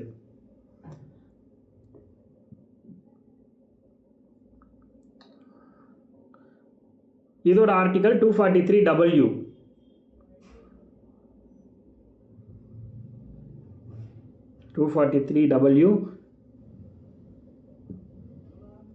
இதில் எவ்வளோ மேட்டர்ஸ்னால் 18 மேட்டர்ஸ், மொத்தம் 18 பணிகள் பற்றி இந்த 12th ஷெட்யூலில் பேசுகிறாங்க.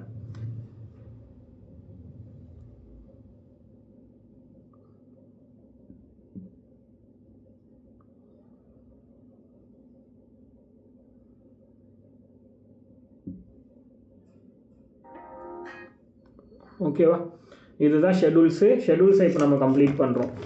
ஓகேவா? இவ்வளோ நேரம் பார்த்தது ஃபுல்லாக ஷெட்யூல். அதுக்கடுத்து நம்ம பார்க்க போகிறது வந்து பார்க்ஸ். மொத்தம் எத்தனை பார்க் இருக்குது அப்படிங்கிறத நம்ம பார்க்குறோம். மொத்தமாக 25 பார்க்ஸ் இருக்குது. பட் ஒரிஜினலி எத்தனை பார்க்ஸ் இருந்துச்சுன்னா 22 தான். பட் ப்ரெசண்ட்டாக எத்தனை இருக்குதுன்னு கேட்டாங்கன்னா 25 பார்க் இருக்குது.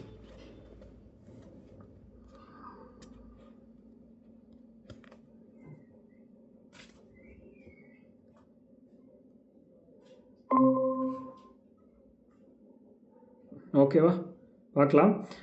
ஸோ பார்ட்ஸ்ன்னு போட்டுக்கோங்க, பகுதிகள். இப்போ அட்டவணை முடிச்சிட்டோம், அடுத்தது பகுதிகள்.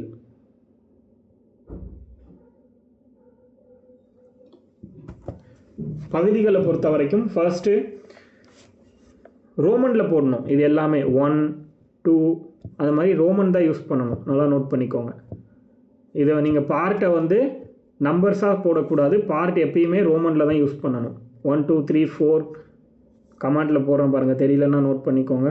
5 6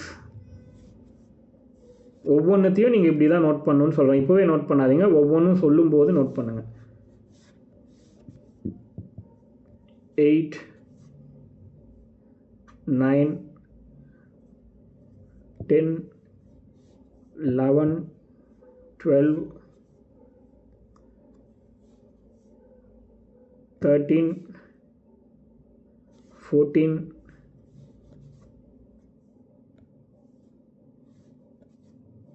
15 இந்த மாதிரி ரோமனில் நோட் பண்ணணும், அதை மட்டும் பார்த்துக்கோங்க. ஓகேவா. ஸோ ஃபர்ஸ்ட்டு பார்ட் எதை பற்றி பேசுது அப்படின்னா த union and it's territory. The union and it's territory, அதாவது மத்திய யூனியன் அண்ட் இட்ஸ் டெரிட்டரி அப்படின்னா எக்ஸாக்டாக தமிழில் சொல்லணும்னா மாநிலங்கள் மற்றும் அதன் எல்லைகள் அப்படின்னு போட்டுக்கலாம்.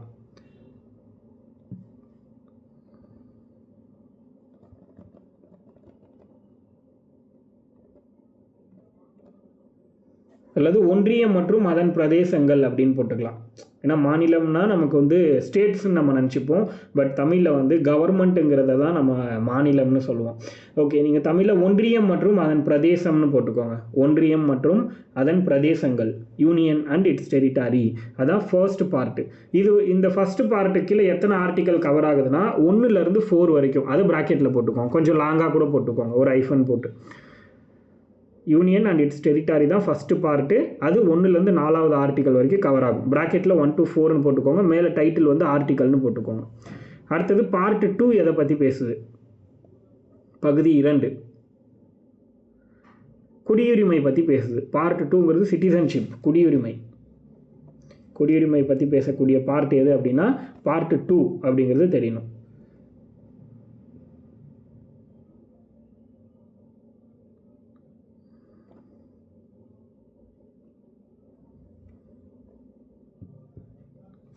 ஓகேவா. பார்ட் 2ங்கிறது சிட்டிசன்ஷிப், குடியுரிமை. அதில் ஆர்டிக்கல் எதில் இருந்துன்னா முன்னே 4ஓட முடிஞ்சிருக்குமா, இது வந்து 5 to 11, 5 ஆர்டிக்கல் 5லேருந்து ஆர்டிக்கல் 11 வரைக்கும் தான் வந்து பார்த்திங்கன்னா எதை பற்றி பேசுதுன்னா குடியுரிமை பற்றி பேசுது. ஆர்டிக்கல் 5 to 11 ஆர்டிக்கல் போடும்போது எப்பயுமே நம்பர்ஸில் தான் போடணும், ஆனால் அதை ஆர்டிக்கல்ங்கிற வார்த்தையை மென்ஷன் பண்ணி தான் நீங்கள் போடணும், சும்மா நம்பர்ஸை போடக்கூடாது. ஆர்டிக்கல் 5 முதல் ஆர்டிக்கல் 11 வரை அப்படின்னு தெளிவாக எழுதணும். ஆர்டிக்கல்னே யூஸ் பண்ணிக்கலாம் நீங்கள், அதை வந்து தமிழில் வந்து ஷரத்துன்னு போடுவாங்க, ஆனால் ஆர்டிக்கல்னே யூஸ் பண்ணிக்கலாம். அடுத்து 3வது பார்ட் 3 எதை பற்றி பேசுது அப்படின்னா பகுதி 3 ஃபண்டமெண்டல் ரைட்ஸ், அடிப்படை உரிமைகள் பற்றி பேசுது. பார்ட் 3ங்கிறது எதை பற்றி பேசுதுன்னு கேட்டாங்கன்னா ஃபண்டமெண்டல் ரைட்ஸ்.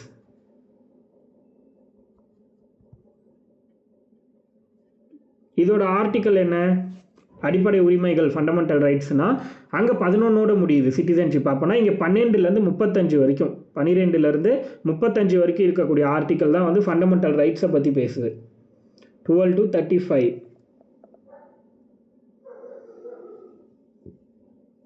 12 முதல் 35 வரை இருக்கக்கூடிய ஆர்டிக்கல் தான் வந்து ஃபண்டமெண்டல் ரைட்ஸ். இது ஒவ்வொன்றத்தை பற்றி இப்போ நம்ம டீப்பாக பார்க்க போகிறோம், புரியுதா? அடுத்தது 4th பார்ட்டு, 4வது பகுதி.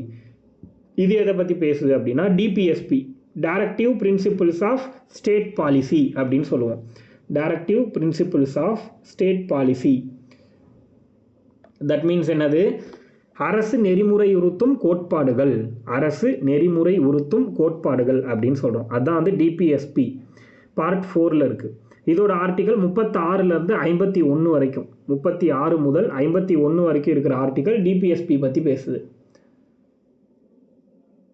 36 முதல் 51 வரை. அடுத்து பார்ட் 4லேயே ஏ அப்படின்னு ஒன்று, அடுத்து கீழே எழுதிக்கோங்க, இதுவும் ஒரு பார்ட். 25ல் நம்ம ஆட் பண்ண 22 இருந்துச்சு, அப்புறம் ஆட் பண்ணாங்கன்னு சொன்னோம்ல, அதில் 23வது ஆட் பண்ணது பார்ட் 4A. நான் போட்டிருக்கேன் பாருங்கள், அந்த மாதிரி ஒரு ஐஃபன் போட்டு ஏன்னு போட்டுக்கோங்க. பார்ட் 4ல் ஏ எதை பற்றி பேசுது அப்படின்னா ஃபண்டமெண்டல் டியூட்டிஸ் பற்றி பேசக்கூடிய பார்ட் எது அப்படின்னா பார்ட் 4A.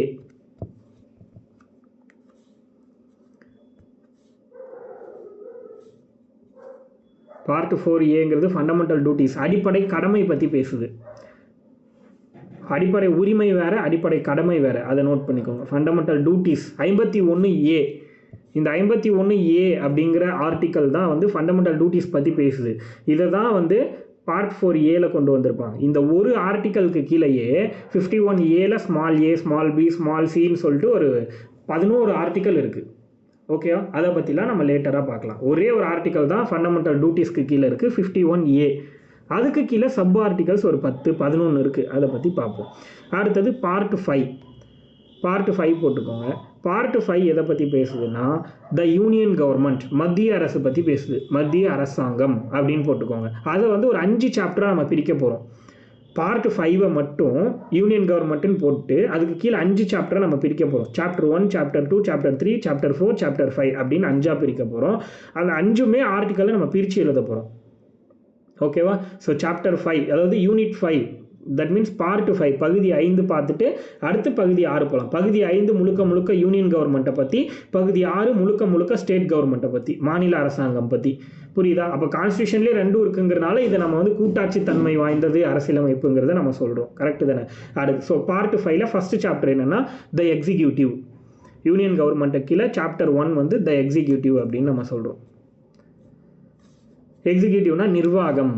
இப்போது மத்திய அரசுடைய நிர்வாகம் பற்றி பேசுகிற ஆர்டிக்கல் எல்லாம் எங்கே இருக்கும் அப்படின்னா 52லேருந்து 51Aவோட முடிஞ்சா முன்னே இங்கே 52லேருந்து எவ்வளோ வரைக்கும்னா 78 வரைக்கும், 52லேருந்து 78 வரை இருக்கிற ஆர்டிக்கல் எதை பற்றி பேசுவோம்னா சென்ட்ரல் கவர்மெண்ட்டோட எக்ஸிக்யூட்டிவ் நிர்வாகம் பற்றி பேசுது.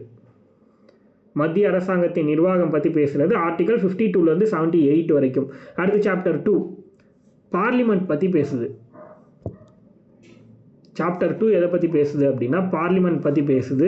எந்தெந்த ஆர்டிக்கல் அப்படின்னா அங்கே 78ஓட முடியுதா, 79லேருந்து 122 வரைக்கும், 79லேருந்து 122 வரைக்கும் பார்லிமெண்ட் பற்றி பேசுது, பாராளுமன்றம் பற்றி பேசக்கூடிய ஆர்டிகல்ஸ். அடுத்து சாப்டர்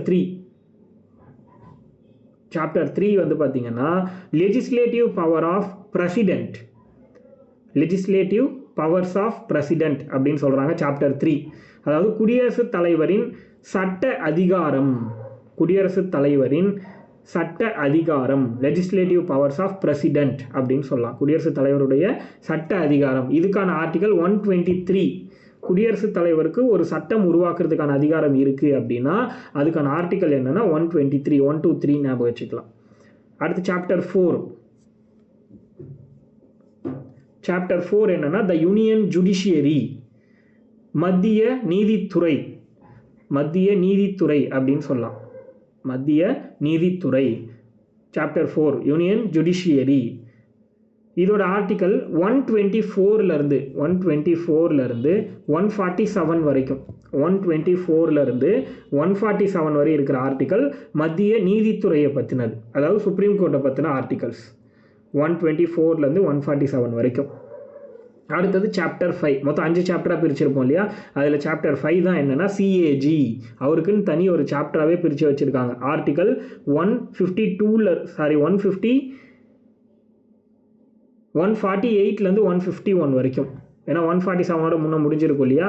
இப்போது 148லேருந்து 151 வரைக்கும் CAG பற்றினது, comptroller and auditor general of India. இந்தியாவோட மொத்த கணக்கு பார்க்குறவர் இவர் தான்.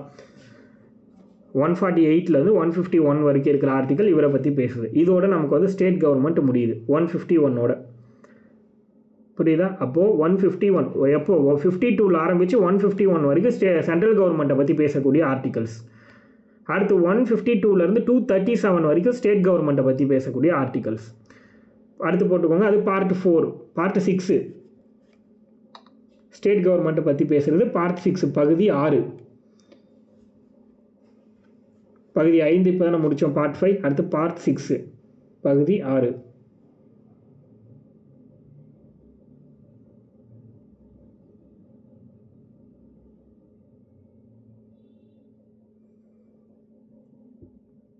ஓகேவா. பார்ட் 6ல் ஸ்டேட் கவர்மெண்ட்ஸ்ன்னு போட்டுக்கோங்க. அதுலேயும் 6 சாப்டராக பிரிக்கிறோம். இதை வந்து 6 சாப்டராக பிரிக்கிறோம் ஸ்டேட் கவர்மெண்ட்டை. மொத்தமாக ஆர்டிக்கல் எவ்வளோனா ஸ்டேட் கவர்மெண்ட்டை பொறுத்த வரைக்கும் 152லேருந்து 237 வரைக்கும் 237வது ஆர்டிக்கல் வரைக்கும் ஸ்டேட் கவர்மெண்ட்டை பற்றி தான் பேசுது. ஸோ இதோட 6 சாப்டரையும் ஒவ்வொன்றா பார்க்கலாம். சாப்டர் 1 வந்து ஜென்ரலாக ஸ்டேட் கவர்மெண்ட்டை பற்றி பேசக்கூடியது, பொது அப்படின்னு போட்டுக்கோங்க. ஜென்ரல் சாப்டர் 1 அது வந்து 152ங்கிற ஆர்டிக்கல் ஸ்டேட் கவர்மெண்ட்டை பற்றி பேசுகிறதுனால அது ஜென்ரல்னு நம்ம சொல்கிறோம். ஆர்டிக்கல் 152. அடுத்தது த எக்ஸிக்யூட்டிவ். அதே மாதிரி சாப்டர் 2 இங்கே வந்து நிர்வாகம், த எக்ஸிக்யூட்டிவ், நிர்வாகம் பற்றி பேசக்கூடியது த எக்ஸிக்யூட்டிவ். 153லேருந்து 153வது ஆர்டிக்கல்லேருந்து 167வது ஆர்டிக்கல் வரைக்கும், 153லேருந்து 167வது ஆர்டிக்கல் வரைக்கும் எதை பற்றி பேசுதுன்னா நிர்வாகம் பற்றி பேசுது. தி எக்ஸிக்யூட்டிவ் ஸ்டேட் கவர்மெண்ட்டோடைய நிர்வாகம், லைக் ஆளுநர் அந்த மாதிரிலாம் இருக்காங்க இல்லையா, அவங்கள பற்றி பேசுகிறது, முதலமைச்சர், ஆளுநர், இவங்கெல்லாம். அடுத்து சாப்டர் 3 ஸ்டேட் கவர்மெண்ட்டில் சாப்டர் 3 எதை பற்றி பேசுதுன்னா த ஸ்டேட் லெஜிஸ்லேச்சர், சட்டமன்றம் பற்றி பேசுது, மாநில சட்டமன்றம், மாநில சட்டமன்றம். ஆர்டிக்கல் 168லேருந்து ஆர்டிக்கல் 212 வரைக்கும் இருக்கு. ஆர்டிக்கல் 168லேருந்து ஆர்டிக்கல் 212 212 வரைக்கும் சட்டமன்றம் பற்றி பேசுது. அடுத்து chapter 4 legislative powers of governor. Chapter 4 எதை பற்றி பேசுதுன்னா லெஜிஸ்லேட்டிவ் பவர்ஸ் ஆஃப் கவர்னர், அதாவது ஆளுநரின் சட்ட அதிகாரம், ஆளுநருக்கான சட்டம் இயற்றும் அதிகாரம் நம்ம சொல்கிறோம் இல்லையா, அதுதான் ஆளுநருக்கான சட்டம் இயற்றும் அதிகாரம். 213வது ஆர்டிக்கல், 213வது ஆர்டிக்கல் தான் வந்து ஆளுநருக்கான சட்டம் இயற்றும் அதிகாரம். 213. அடுத்தது சாப்டர் 5 ஹைகோர்ட்ஸ். சாப்டர் 5ங்கிறது ஹைகோர்ட்டை பற்றி பேசுது, உயர் நீதிமன்றங்கள்.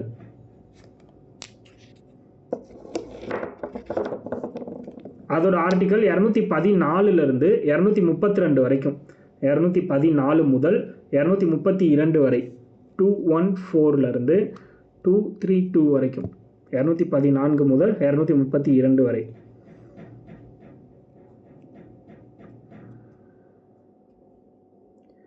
ஓகேவா. அடுத்தது சாப்டர் 7, சாரி சாப்டர் 7ங்கிற பார்ட் 7. சாப்டர் 7 இருக்கு இல்லையா, அதுலேயே ஆமாம் 6 இருக்குது. ஸ்டேட் கவர்மெண்ட்டில் சாப்டர் 6 இருக்குது. அது வந்து சபார்டினேட் கோர்ட். 232 வரைக்கும் பார்த்துட்டோம் இல்லையா. இன்னும் வந்து 233லேருந்து 237 வரைக்கும் சபார்டினேட் கோர்ட், துணை நீதிமன்றங்கள். சாப்டர் 6ல் ஸ்டேட் கவர்மெண்ட்டில் சாப்டர் 6ல் சபார்டினேட் கோர்ட்ஸ், துணை நீதிமன்றங்கள். அதோட ஆர்டிக்கல் 233லேருந்து 237 வரைக்கும், 233லேருந்து 237 வரைக்கும் துணை நீதிமன்றங்கள். இந்த ஃபேமிலி கோர்ட்ஸ் அதெல்லாம் இருக்குது இல்லையா, அதெல்லாம் இதுக்கு கீழே வரும். 233 to 37 டிஸ்ட்ரிக்ட் கோர்ட்ஸ் எல்லாமே இதுக்கு கீழே வரும். அடுத்தது தான் பார்ட் 7, 7வது பகுதி. பகுதி 7ங்கிறது 238வது ஆர்டிக்கல். இதுதான் டெலீட் பண்ணிட்டாங்க இந்தியன் கான்ஸ்டியூஷன்லேருந்து. ஃபர்ஸ்ட் அமெண்ட்மெண்ட்டா, சாரி 7th அமெண்ட்மெண்ட். 1 minute இருங்க, இதை வந்து டெலீட் பண்ணிட்டாங்க, அது மட்டும் ஞாபகம் வச்சுக்கோங்க. இந்த பார்ட் அப்படிங்கிறது கான்ஸ்டியூஷனில் இல்லை.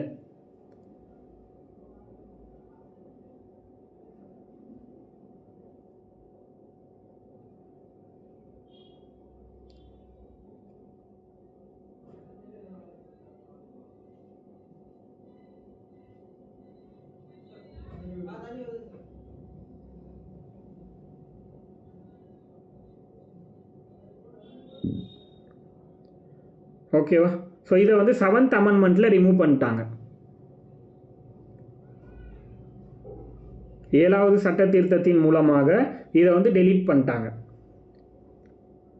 ஆக்சுவலி இது என்னென்னா பிரின்ஸ்லி ஸ்டேட்ஸை வந்து லைக் வந்து எப்படி சொல்கிறதுனா, இந்த 1956ல் மொழிவாரியான மாகாணங்கள் அப்படின்னு இருந்துச்சு இல்லையா, ஒவ்வொரு ஸ்டேட்டையும் லாங்குவேஜ் அடிப்படையில் பிரித்தாங்க இல்லையா, அதனால் அதுக்கப்புறம் இது வந்து தேவையில்லை அப்படிங்கிற மாதிரி இருந்துச்சு. அதாவது அதுக்கு முன்னாடிலாம் பார்த்தீங்கன்னா பிரின்ஸ்லி ஸ்டேட்ஸ் மாகாணங்கள்னு இருந்துச்சு. அந்த மாகாணங்கள்னு ஒரு முறையை ஒழிச்சு இப்போ வந்து என்ன பண்ணிட்டாங்க, மொழிவாரியான மாநிலங்களை உருவாக்கிட்டாங்க. அதனால் அந்த மாகாணங்கள் பற்றி இருந்ததை என்ன பண்ணிட்டாங்கன்னா ரிமூவ் பண்ணிட்டாங்க. தட் மீன்ஸ் என்னென்னா ஏபிசிடி அப்படின்னு சொல்லிட்டு பிரித்து வச்சுருந்துருப்பாங்க நம்ம ஸ்டேட்ஸ் எல்லாத்தையும். பார்ட் ஏனா இப்படி இருக்கும், பின்னா இந்த மாதிரி ஸ்டேட்ஸு, சின்னா இந்த மாதிரி, டின்னா அப்படி 4ஆக பிரித்து வச்சுருந்துருப்பாங்க ஸ்டேட்ஸை. அதை வந்து என்ன பண்ணியிருப்பாங்க அப்படின்னா இந்த 238 ஆர்டிக்கலில் தான் அதை வந்து வச்சுருந்துருப்பாங்க. பார்ட் 7ல் 238ங்கிற ஆர்டிக்கலில். இப்போ மொழிவாரியாக மாநிலங்களை பிரித்ததுனால அப்படி ஒரு கான்செப்ட் தேவையே இல்லை அப்படின்னு சொல்லிட்டு அதை ரிமூவ் பண்ணுறாங்க. அவ்வளோதான். ஓகேவா? அதுக்கு அடுத்தது பார்ட் 8 பகுதி 8. இப்போ நம்ம என்ன பார்த்துருக்கோம், ஃபஸ்ட்டு யூனியன் கவர்மெண்ட் 5ல் பார்த்தோமா, 6ல் ஸ்டேட் கவர்மெண்ட்டு, அடுத்து 7 விட்டுருங்க, அடுத்து 8 வந்து யூனியன் டெரிட்டரி பற்றி பேசுது. ஸ்டேட் கவர்மெண்ட் முடிச்சாச்சு, அடுத்தது யூனியன் டெரிட்டரி பற்றி பேசுது. யூனியன் டெரிட்டரினா யூனியன் பிரதேசங்கள் பற்றி பேசுகிற பகுதி 8வது பகுதி. ஆர்டிகல் 239லேருந்து 242 வரைக்கும், ஆர்டிகல் 239லேருந்து 242 வரைக்கும் யூனியன் டெரிட்டரி பற்றி பேசுது. ஓகேவா?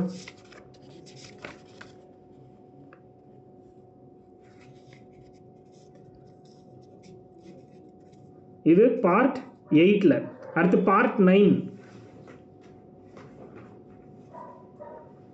பார்ட் 9 எதை பற்றி பேசுனா பஞ்சாயத்.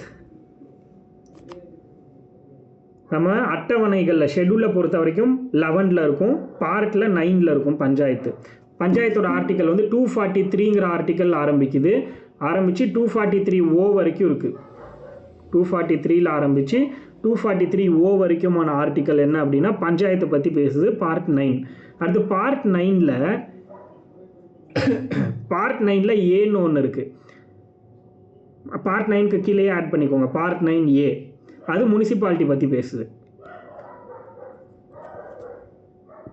முனிசிபாலிட்டிஸ் இதோட ஆர்டிக்கல் என்ன அப்படின்னா ஓக்கு அப்புறம் என்னது 243Pலேருந்து 243ZG வரைக்கும் 243P to 243ZG இந்த ஆர்டிகல்ஸ், இதுக்கு இடைப்பட்ட ஆர்டிகல்ஸ் எல்லாமே முனிசிபாலிட்டிஸ் பற்றி பேசுது.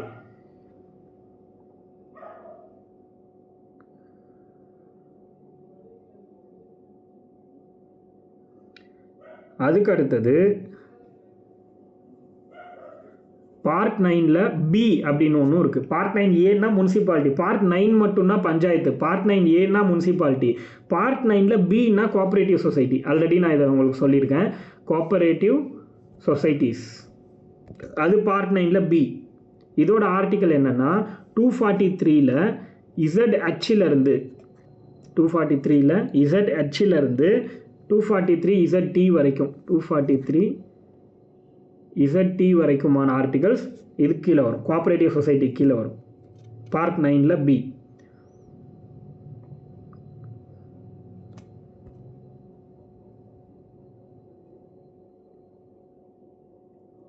அதுக்கடுத்து பார்ட் 10 பகுதி 10, part 10.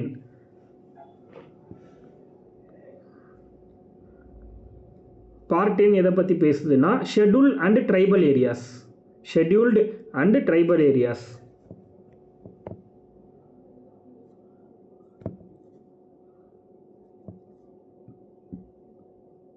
Scheduled and tribal areas, SC/STயோட ஏரியாஸ், அதை பற்றி பேசுகிறது பார்ட் 10.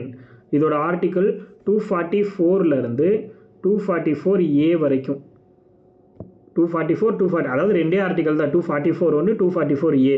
244னா ஷெட்யூல்டு ஏரியாவும் 244Aனா ஷெட்யூல்டு ட்ரைபல் ஏரியாவையும் பற்றி பேசுகிற ஆர்டிக்கல் வந்துடும். அவ்வளோதான் பார்ட் 10. இப்போ புரியுது ஆர்டிக்கல் எப்படி பிடிக்கிறாங்கன்னு. பார்ட் 11 அடுத்தது. பார்ட் 11 எதை பற்றி பேசுதுன்னா relations between the union and the state. மத்திய அரசுக்கும் மாநில அரசுக்கும் இடைப்பட்ட உறவுகள், மத்திய மாநில அரசு உறவுகள் அப்படின்னு சொல்லலாம். அது பார்ட் 11. இதோட ஆர்டிக்கல் வந்து 245லேருந்து 263 வரைக்கும், 245லேருந்து 263 வரைக்கும் இதோடைய relation between union and states, மத்திய மாநில உறவுகள் ஆர்டிக்கல் எங்கே இருக்குது அப்படின்னா 245லேருந்து 263 வரைக்கும். இது வந்து பார்ட் 11ல் கொடுத்துருக்காங்க, பகுதி 11. இதையே 2 சாப்டராக பிரிக்கிறாங்க. இந்த relation between union and states இருக்கு இல்லையா, அதை 2ஆக பிரிக்கிறாங்க. சாப்டர் 1 வந்து லெஜிஸ்லேட்டிவ் ரிலேஷன், சட்டமன்ற அதிகாரம், லெஜிஸ்லேட்டிவ் ரிலேஷன்ஸ், தட் மீன்ஸ் சட்டமன்ற அதிகாரம். 245லேருந்து 255 வரைக்கும், அதை 63 வரைக்கும் சொல்கிறாங்களா, அதை 2ஆக பிரிக்கிறாங்க. 245 to 255 வரைக்கும் அது வந்து லெஜிஸ்லேட்டிவ் ரிலேஷன், சட்டமன்ற அதிகாரம். சாப்டர் 2 வந்து அட்மினிஸ்ட்ரேட்டிவ் ரிலேஷன்.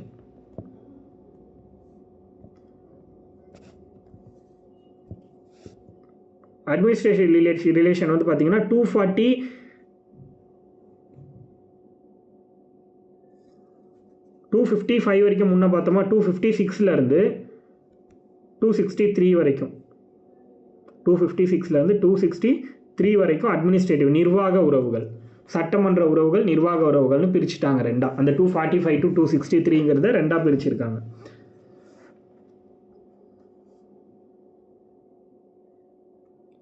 அடுத்தது part 12. Part 12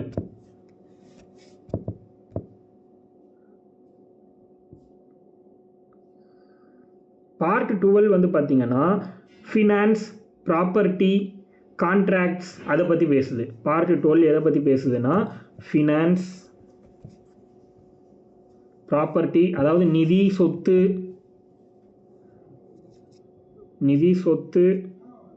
property and contracts ஒப்பந்தங்கள், இதை பற்றி பேசுகிறது பார்ட் 12. இது வந்து 264லேருந்து ஆர்டிக்கல் 264லேருந்து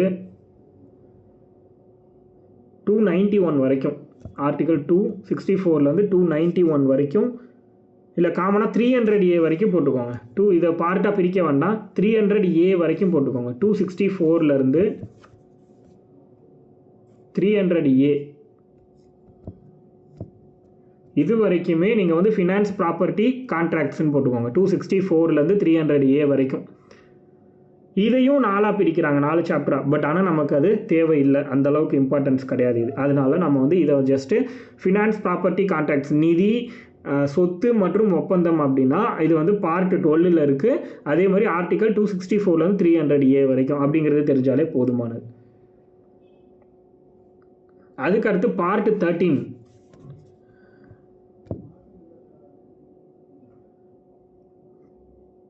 பார்ட் 13 பகுதி 13 எதை பற்றி பேசுது அப்படின்னா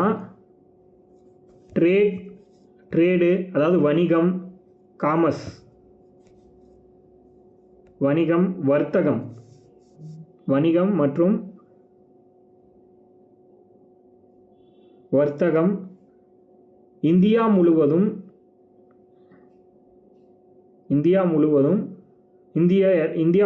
வணிகம் மற்றும் வர்த்தகம் செய்வதற்கான உரிமை. அதுதான் வந்து பார்ட் 13ல் இருக்குது. Trade, commerce and intercourse within the territory of India. Trade, commerce and intercourse within the territory of India. இது ஆர்டிகல் 301லேருந்து 307 வரைக்கும், 301லேருந்து 307 வரைக்குமான ஆர்டிகல்.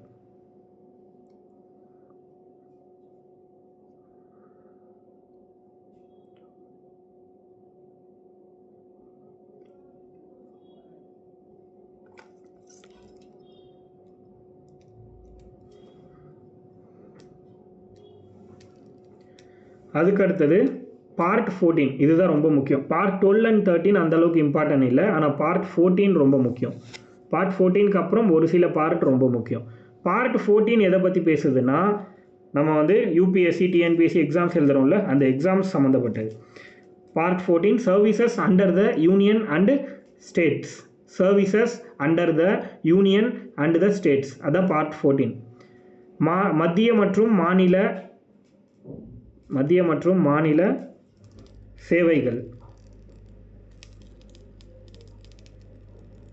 மத்திய மற்றும் மாநில சேவைகள், அதுதான் பார்ட் 14. ஆர்டிகல் 308லேருந்து 323 வரைக்கும் 308லேருந்து 323.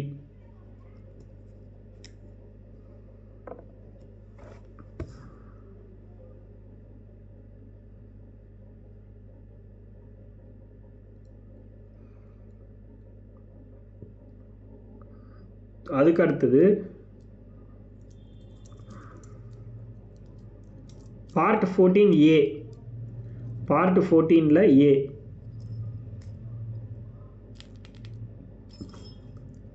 பார்ட் 14ல் A வந்து ட்ரிபுனல்ஸ், தீர்ப்பாயங்கள்னு சொல்லுவாங்க. ட்ரிபுனல்ஸ் அரசாங்க அதிகாரிகளை விசாரிக்கிறதுக்காக உருவாக்குனது ட்ரிபுனல்ஸ் அப்படிங்கிறது. அதாவது கோர்ட் மாதிரி, இது அரசாங்க அதிகாரிகளோட தப்பை விசாரிக்கிறதுக்காக உருவாக்குன கோர்ட். எம்எல்ஏ, எம்பிஸ், பிரைம் மினிஸ்டரை கூட விசாரிக்க முடியும் இந்த ட்ரிபுனல் மூலமாக. தீர்ப்பாயங்கள்னு சொல்லுவாங்க தமிழில். பார்ட் 14ல் A. இதுக்கான ஆர்டிகல் 323ல் A2, 323ல் B. இந்த ரெண்டு ஆர்டிகல் 323A, 323B, இது ரெண்டுமே ட்ரிபுனல்ஸ். Part 14A.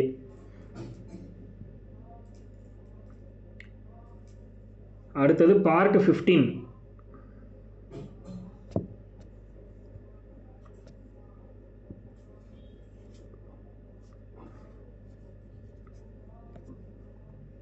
பார்ட் 15 வந்து எலெக்ஷன்ஸ். எலெக்ஷன் பற்றி பேசுகிறது பார்ட் 15.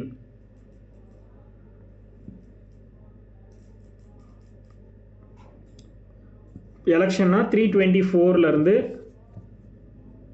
329A வரைக்கும். 324லேருந்து 329A வரைக்கும் பார்ட் 15 எலெக்ஷன் பற்றி பேசுது.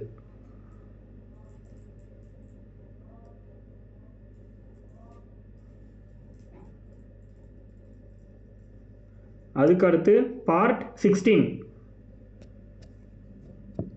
பார்ட் 16 இது வந்து special provisions to certain classes.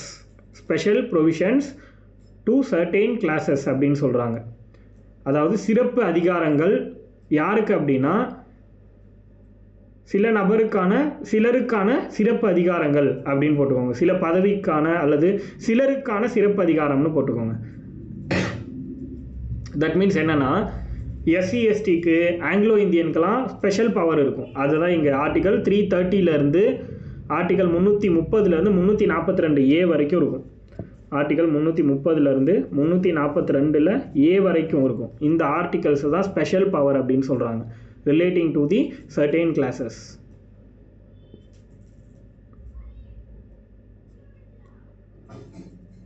அடுத்தது பார்ட் 17.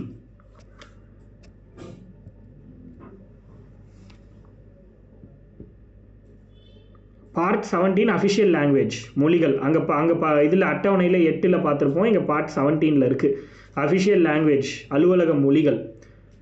இதோட ஆர்டிக்கல்னு பார்த்தீங்கன்னா 343லேருந்து 351 வரைக்கும், 343லேருந்து 351 வரைக்கும் இருக்கிற ஆர்டிக்கல் தான் என்ன அப்படின்னா லாங்குவேஜ் பற்றி பேசுது. இதை வந்து ஒரு 4 சாப்டராக பிரிக்கிறாங்க. 4 சாப்டர் அஃபிஷியல் லாங்குவேஜை பிரிக்கிறாங்க.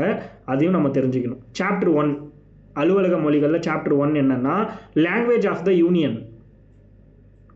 லாங்குவேஜ் ஆஃப் த யூனியன் அதாவது மத்திய மொழிகள் அப்படின்னு சொல்லலாம். மத்திய அரசுக்கு தேவையான மொழிகள், மத்திய மொழிகள்னு போட்டுக்கோங்க. Language of the union chapter 1. அது என்னென்னா அதாவது இல்லை சென்ட்ரல் கவர்மெண்ட் சம்மந்தப்பட்டதை மட்டும் பேசும். இதை டீட்டெயில்டாக நம்ம லேட்டராக பார்க்கலாம். 343லேருந்து 344 இந்த ரெண்டு ஆர்டிகல் 343, 344 இது ரெண்டுமே வந்து பார்த்திங்கன்னா லாங்குவேஜ் ஆஃப் த யூனியன், மத்திய அரசுக்கான மொழிகள் அப்படின்னு சொல்கிறாங்க. சாப்டர் 2ல் regional languages, regional languages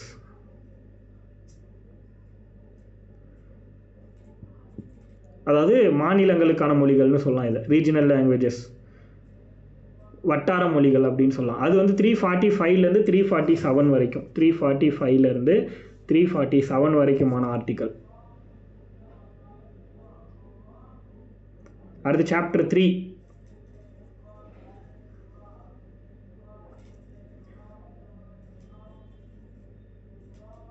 chapter 3 வந்து எதுக்காகனா language of the court, language of the court, supreme court, high court, lower court எல்லாத்துலேயும் பேசுகிற மொழி என்ன அப்படிங்கிறத பற்றி பேசக்கூடியது தான் வந்து லாங்குவேஜ் ஆஃப் த கோர்ட்,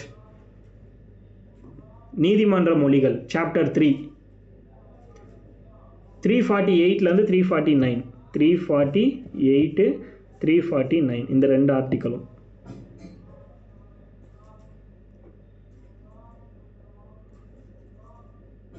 அடுத்து சாப்டர் 4 17th பார்ட்டில் சாப்டர் 4 ஸ்பெஷல் டைரக்டிவ்ஸ் அப்படின்னா சிறப்பு மொழிகளில் சிறப்பு வாய்ந்த தன்மை.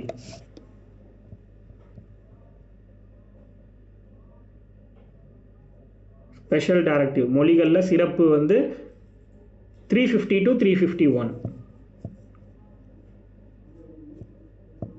350லேருந்து 351 வந்து ஸ்பெஷல் டைரக்டிவ்ஸ்ன்னு சொல்கிறாங்க. அடுத்தது பார்ட் 18.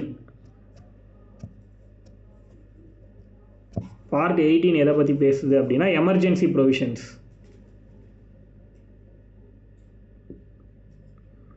எமர்ஜென்சி ப்ரொவிஷன்ஸ் அதாவது அவசர நிலை பிரகடனம் பற்றி பேசுகிறது பார்ட் 18. 352லேருந்து 360 வரைக்கும், 352லேருந்து 360 வரைக்கும்.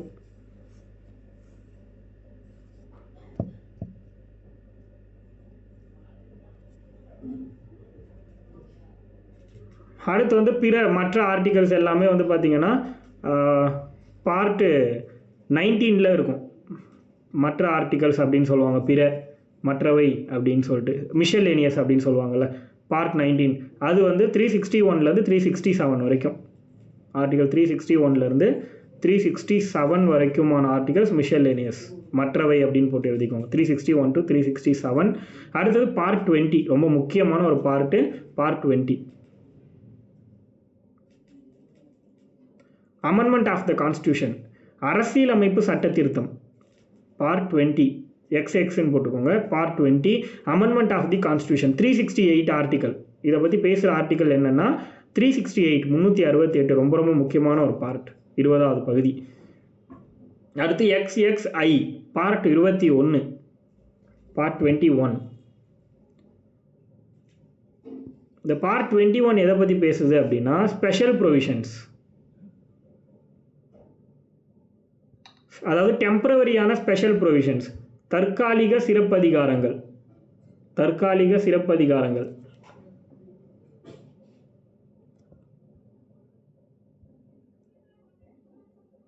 இந்த தற்காலிக சிறப்பதிகாரம் டெம்பரரி ஸ்பெஷல் ப்ரொவிஷன்ஸ்க்கான ஆர்டிக்கல் வந்து 369லேருந்து 392 வரைக்கும். 369லேருந்து 392 இது வந்து பார்ட் 21ல் இருக்குது.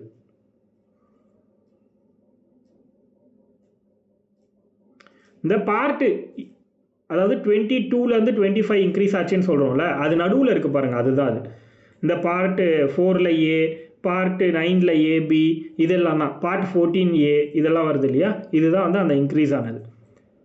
7th டெலீட் பண்ணிட்டா மொத்தமாக 25 இருக்கும். அடுத்து பார்ட் 22. பார்ட் 22 கடைசியாக வந்து ஷார்ட் டைட்டில் அதாவது சிறிய தலைப்புகள், ஷார்ட் டைட்டில் சிறிய தலைப்புகள். அடுத்து ஆத்தரிட்டேட்டிவ் டெக்ஸ்ட் இன் ஹிந்தி, அதாவது இந்தி மொழி பற்றினது, இந்தி மொழி. இது எல்லாமே வந்து பார்ட் 22ல் இருக்குது. 393 ஆர்டிக்கல்லேருந்து 393லேருந்து 395 வரைக்கும் இதுதான் நமக்கு இருக்கிற ஆர்டிக்கல் 395. பட் ஆனால் இதுக்கு இடையில் இருக்கிறது தான் 470 வரைக்கும் இன்க்ரீஸ் பண்ணி கொண்டு போயிட்டுருக்கு. இப்போ நம்ம எக்ஸாம்பிள் 51Aலையே small A, small B, small சின்னெல்லாம் நிறைய 11 இருக்குன்னு பார்த்தோம்ல, அதெல்லாம் அந்த மாதிரி உள்ளே வந்திருக்கும் நிறைய ஆர்டிகல்ஸ்.